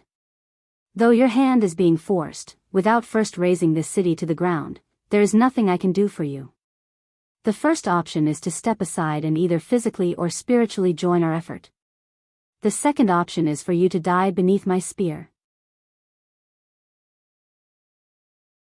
Lionel had hardly finished his words when a sword light so swift it seemed to skirt reality appeared before his throat.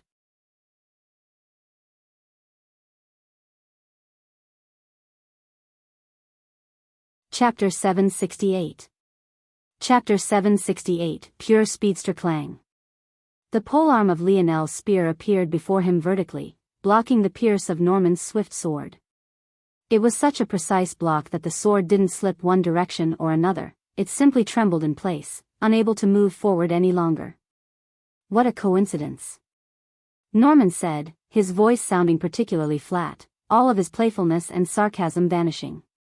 I've been looking to die for a long time already. Lionel's eyes narrowed.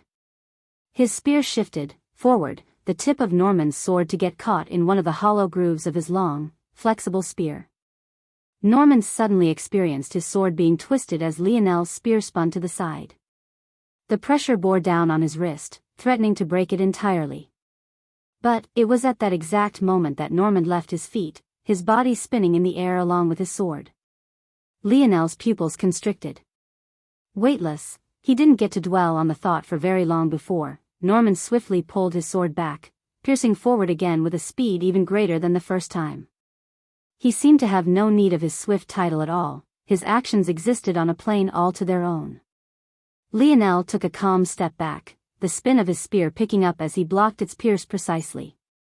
He controlled the speed with such accuracy and precision that even when Norman tried to aim for the gaps, he would always find Lionel's polearm waiting. Norman pulled his sword back, his lazy eyes seemingly becoming even more lazy. His body loosened, his limbs becoming flexible to an extreme. He seemed to fall toward the ground. But, when his leg pounded against the dirt below, a crack spread out instantaneously, even reaching back toward the collapsing city wall to his back and forcing it to fall even faster. His speed was so blazingly fast that Lionel's eyes couldn't keep up no matter how hard they tried. He became nothing more than a slight ripple of wind, yet it still felt that his body was still accelerating. Lionel coldly watched on, his spear moving in a blur of its own. Clashes sounded throughout the battlefield.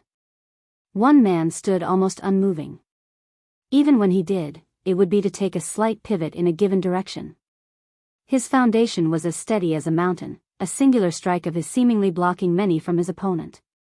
The other was nothing more than a blur. Over 90% of the battlefield couldn't even follow him movements, while another 10% could only barely catch a glimpse of him the instant his sword clashed with Lionel and he was forced to slow for just a moment. This ratio wasn't much different even among those watching from the royal court. They all wore somber expressions, watching from the castle. Somehow, the one man they had hated for so long had become the one man they hoped would save them all.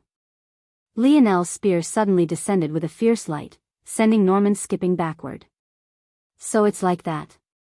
Lionel nodded to himself. He's a speedster. The speedster ability index had many categories just like any other ability. There were some speedsters that relied on the wind, light or lightning elements. But pure speedsters like Norman were quite rare. He wasn't relying on an element, he was using nothing more than his bodily talent.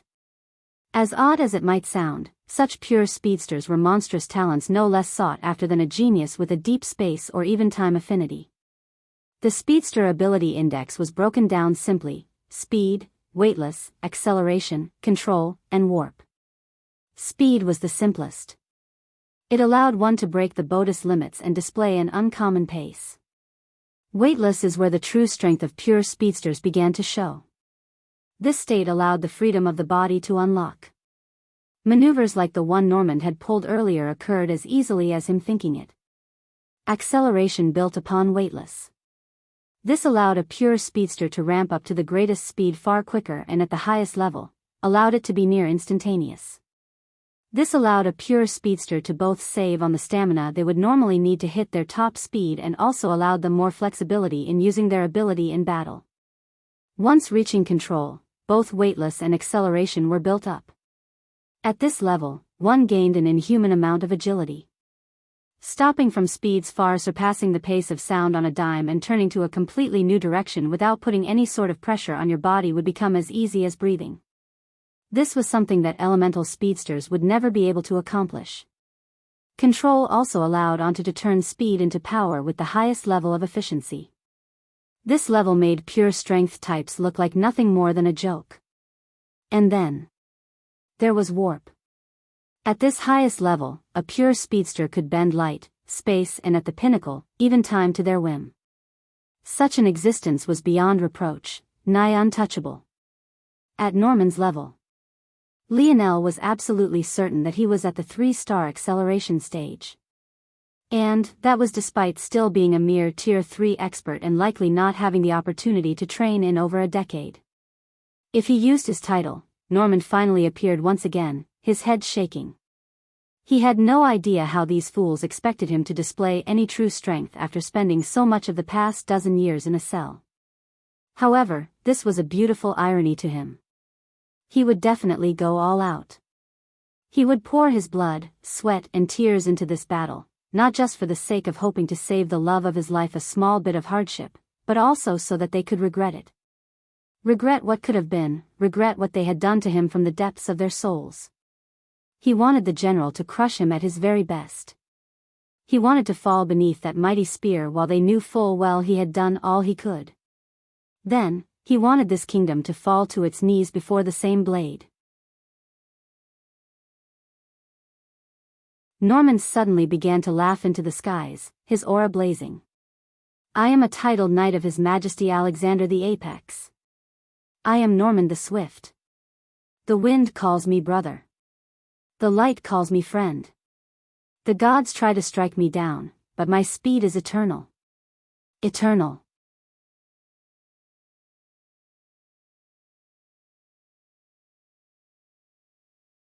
Chapter 769. Chapter 769, Why? A pillar of golden light descended from the skies and seemed to blind the entirety of the battlefield. Norman's roars shook the capital, his conviction splitting the clouds in the sky apart and causing a fissure that divided the two opposing forces. When he reappeared, it seemed as though he had been completely reformed. His body was flooded with a white gold light, making it look as though he was wearing robes. His golden hair had been completely cleansed and his emerald eyes shone like two true gems. As though his form had become ethereal, he seemed as light as a wisp of smoke and as fleeting as a fragrance in the wind. Then, he moved. Lionel's pupils constricted. He circulated, golden feather step, causing two massive wings to appear toward his back. Their white gold appearance was no less dazzling, especially as each feather became more and more defined. However, they had hardly formed when Norman had already appeared before him. It was as though it had only taken him a single flicker, a small twitch of the muscle, a minute in tension, for him to suddenly cross a distance of hundreds of meters. Like a streaking light, his sword struck forward, its speed so fast and its pattern so all-encompassing that a singular thin blade almost formed a curtain all to its own. Lionel frowned. Grand bell construct. Ding. Ding. Ding. Ding. Instantaneously, an illusory bronze bell appeared before Lionel, his casting speed having reached ungodly levels. However, before he could take advantage of the spell's construction to attack while he was being protected, his pupils constricted. In the blink of an eye, Norman's sword lights doubled. In an instant, Grand Bell Construct's defensive limit was reached and a rain of piercing swords surged toward Lionel's vital points. Brandishing his spear, Lionel accelerated backward, a single flap of his enormous semi-illusory wings taking him dozens of meters with ease. Yet, as though Norman was nothing more than his shadow, he pressed his advantage. It seemed to take not a single ounce of effort to keep up, his body draped in an endless white gold that streaked to infinity toward his back. Lionel's eyes couldn't keep up with him even if they tried. But his internal sight could see Norman's face almost as clearly as if he was standing perfectly still. The red eyes, the gritted teeth, the streaming tears. The first opened a window to a man on the brink of madness. The second was so fierce that it drew blood, causing crimson to drip down his chin and be whipped away by the wind. The last sparkled beneath the golden light, carrying a beauty with it that it had no right to have. Lionel's jaw set. Every fiber of his being did not want to kill this man. Anyone with even the slightest shred of sympathy wouldn't want to do such a thing. Emotions dictated that he should find a way, that he should climb through a mountain of corpses to save this man he had only just met today. It was a silly, meaningless nicety, especially when he knew very clearly that this was a person who wanted nothing more than to die. However, logic told him a single life wasn't worth how many he would sacrifice by taking such a route. Wasn't that how he had dictated his life until this point? The reason he hated killing so much was because he didn't feel that his own life was worth any more than another's. So, how could he on one hand believe that? Then, on the other, feel so torn in this moment? Norman roared, his call feeling like the maddened wail of a wounded beast. His shout spread throughout the capital as he pushed himself to his very limits. Lionel could see it all. The blood that fell from his eyes, how his bulging thighs tore streaks of flesh away from his legs. He could even sense his heart pumping past its limits, causing micro tears to appear one after another. He wasn't just going all out. He was going beyond his means for just one goal, to kill Lionel. A deep breath seemed to silence the entire battlefield. Lionel could no longer hear a thing. He couldn't feel the collapsing walls of the city. He couldn't sense the crunching ground beneath his feet or the shouts of his men. He could hardly even hear the beating of his own heart. He closed his eyes, the flow of his blood reaching a crawl. Why did everything always have to be such a burden? Why did every choice he had to make come with such a dull pain? Why did he live in a world where he had to make such choices to begin with? Lionel's focus reached an extreme height. Beneath his thinking speed, even Norman's blazing speed seemed as slow to a snail's crawl. He felt that he could accomplish days of thinking in just a few seconds. And so, he sighed. The world sped back up, Norman's blazing pace starting to leave sparkling motes of red as his blood vaporized into the air. His muscle fibers tore apart one after another, but his roar seemed endless, bellowing into the skies above. At that moment, Lionel lightly tapped his foot. On a piece of ground to his back, a small patch of earth no more than 3 inches across rose a half centimeter up. In the blink of an eye, he had already crossed this distance. However, Norman couldn't react to the change. No, maybe he never saw it to begin with. Chasing after Lionel, his entire focus on piercing his throat, how could Norman realize that such a small change had occurred on the ground? So, he tripped. He fell forward at blazing speeds, his body losing all of its coordination in an instant. It was just a small moment. Having stepped into control with the help of his title, coupled with his deep comprehension of weightless, it wasn't more than a microsecond. Yet, it was in that second that he suddenly found a spear plunged through his chest, shattering his heart into an eruption of crimson flesh.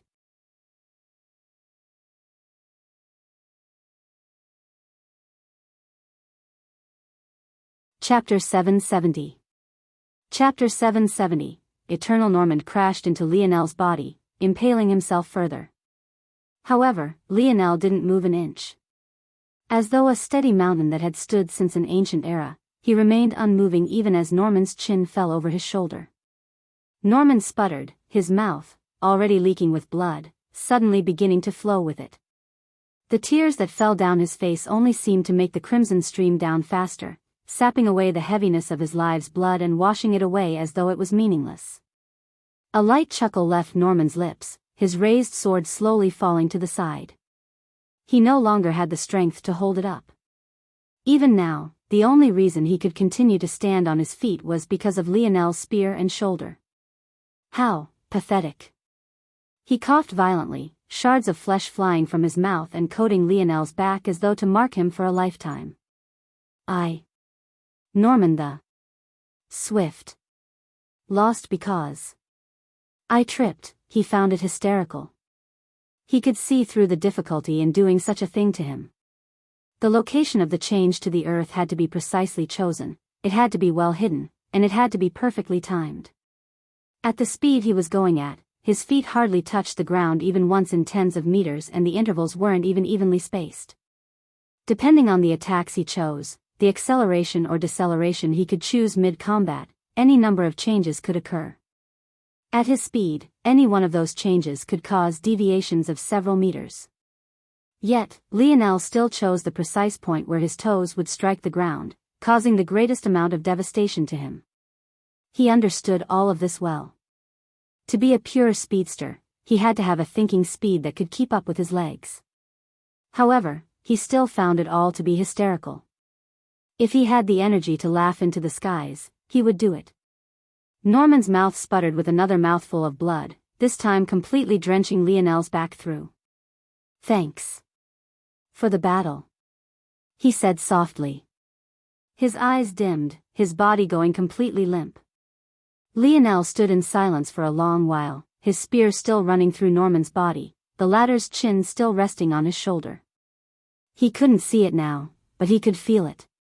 He could feel the light smile on Norman's face, that satisfied upturn of his lip, that peaceful dimming of his eyes. It was the look of a man who had finally died on his own terms. Not in a cell surrounded by rotting mold or scurrying rats, but on the battlefield fighting with all he had. Silence rang over the battlefield. There wasn't a single hint of the cheering one would expect to hear after a successfully won challenge. None of the pride, none of the adulation. There was only a brewing heaviness, an unwillingness that radiated outward in the sinking of their heartbeats. I was Norman the Swift. The wind called me brother. The light called me friend. The gods tried to strike me down. But my speed is eternal, eternal. Lionel's spear vanished as he slowly lowered Norman to the ground. Kneeling to his side, he closed the lids of his eyes with 2 fingers, uncaring as the tips of his hands were drenched through with blood. Lionel's head slowly turned to the sky above the castle in the distance. There was a man who stood amidst the clouds. His black hair, dotted with strands of gray, was immaculately well kempt. Even as it shifted in the wind, whether it was his short hair or his partially graying beard, not a single strand seemed to leave its preordained spot. He had long, flowing imperial robes wrapped in the body of a golden dragon. His crown sat upon his head, completely straight. It seemed to connect him to the skies above. Even as his robes fluttered and his hair shifted, this was the one constant that never seemed to change. Looking down on the world, he seemed indifferent to it all. As though a passive observer rather than the king of a nation that had lost almost all his land, he didn't seem angry, nor saddened, nor even somber. If one didn't know better, one would think that he was a deity, observing the work of his creation as though it was passive, middling entertainment rather than the lives and hard labor of real people. His demeanor was worse than any debasing snicker, any snide remark, any cruel chortle. Lionel looked back down to Norman's corpse. Even now, his lip was curled into that very smile Lionel had imagined. He was unmoved by the supposed apex. Rising to his feet, Lionel's palm flipped over, a glistening, double-bladed, silver spear appearing in his hands. The moment it did, for once, it seemed to be completely docile. It didn't move or rattle, it didn't fight back against Lionel's control, it didn't throw a tantrum. It was as though it could feel that if it pissed Lionel off now, it would never see the light of day again. Lionel's steps didn't make a single sound. In fact, they were as light as a feather, as soft as a gentle breeze. And yet, every one resonated with the beating of their hearts. As light as they were, they only seemed to grow heavier. There were no piles of rubble, no tall fires, no single warrior that could stop his path forward. As though he had decided that he would go straight ahead from the very beginning, he didn't deviate an inch from that path. He stared toward that man in the skies, his gaze expressionless. Lionel's foot rose as he stepped into the city. When it descended, bang! Massive stones of earth jetted out from his back, shattering the ground beneath his feet as he shot into the air.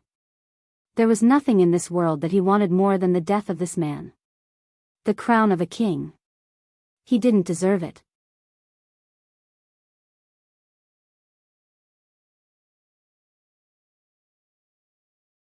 Chapter 771. In a location barely 10 miles from the capital, Elthar sat on the ground, his face swollen with bruises and his lip dripping with a small bit of blood. It was clear that someone had roughed him up, but not to the point of leaving any lasting injuries. In fact, even though he had a cold look in his eyes at that moment, it didn't seem to be a real rage. Rather, it was more of a dissatisfaction. Other than his partially swollen face, his clothing was in rags and his arms were chained behind his back. He sat in the dirt, not looking toward any specific direction despite the fact that several individuals were standing above him. It was as though he couldn't hear their rage at all. Of these people, 2 were particularly pissed off. Just with a simple look, one could see that they bore some resemblance to Elthar, although they weren't quite as handsome. By now, their faces had gone red from fury and their throats hurt from yelling. But, it only made it worse that Elthar didn't respond no matter what it was that they said. He simply sat there, unmoving. He had already succeeded in his goal. The capital was definitely being attacked right now, and whether they won or lost would be in Lionel's hands. As for the rage of his family, so what? He only did what he thought was right. At that moment, the ground suddenly split. A silence fell as they moved out of the way one after another. Even the 2 men who bore a resemblance to Elthar fell into silence, moving out of the way. In the presence of this man, they didn't dare to say a word. Elthar felt a shadow cast over his body. For the first time, he looked up. But, what he saw made his pupils tremble. The man that stood above him was none other than his own father, the king of the Oryx. Somehow, at that moment, his wrinkles seemed far deeper than they had been, as though he had aged 10 years in the span of just a few moments. He was a man of tall stature, his hair completely wizened with white. His robes were plain, and he didn't wear a crown, but he had a dignified momentum that forced those around him into silence.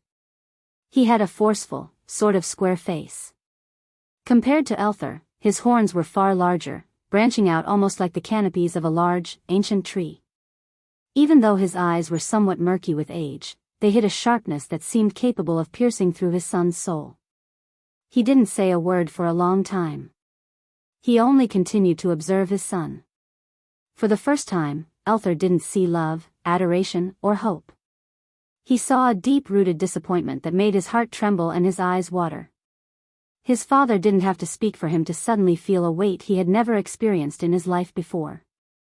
In that moment, for some reason, he felt that burden a king carried. Why?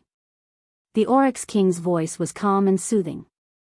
It carried a silky quality one could listen to for a lifetime without becoming tired. It was hard to tell if this was simply natural, or if it was a cadence he had learned from years of ruling. Elthar's jaw trembled before he clenched his teeth. Due to his blatantly false information, the Oryx armies had ended up in the wrong location, too far from the battle to make it in time. It would be one thing if they were only sending a few people, but to lead such a large army, it would take too much time. Before they got there, much of the result would be set in stone. Plus, their original goal wasn't to fight for or against anyone. They simply didn't want the rebel army to attack the capital. Anything else they did didn't matter. However, it was obviously too late to change anything now. I didn't agree with your orders, Elthar finally said as firmly as he could. So, instead of following them, you chose to place all your people at risk instead? The Oryx King continued calmly. Do you understand how many will die when this plan of yours fails? Do you believe that this is something a king should do? Elthar snapped. I never wanted to be king.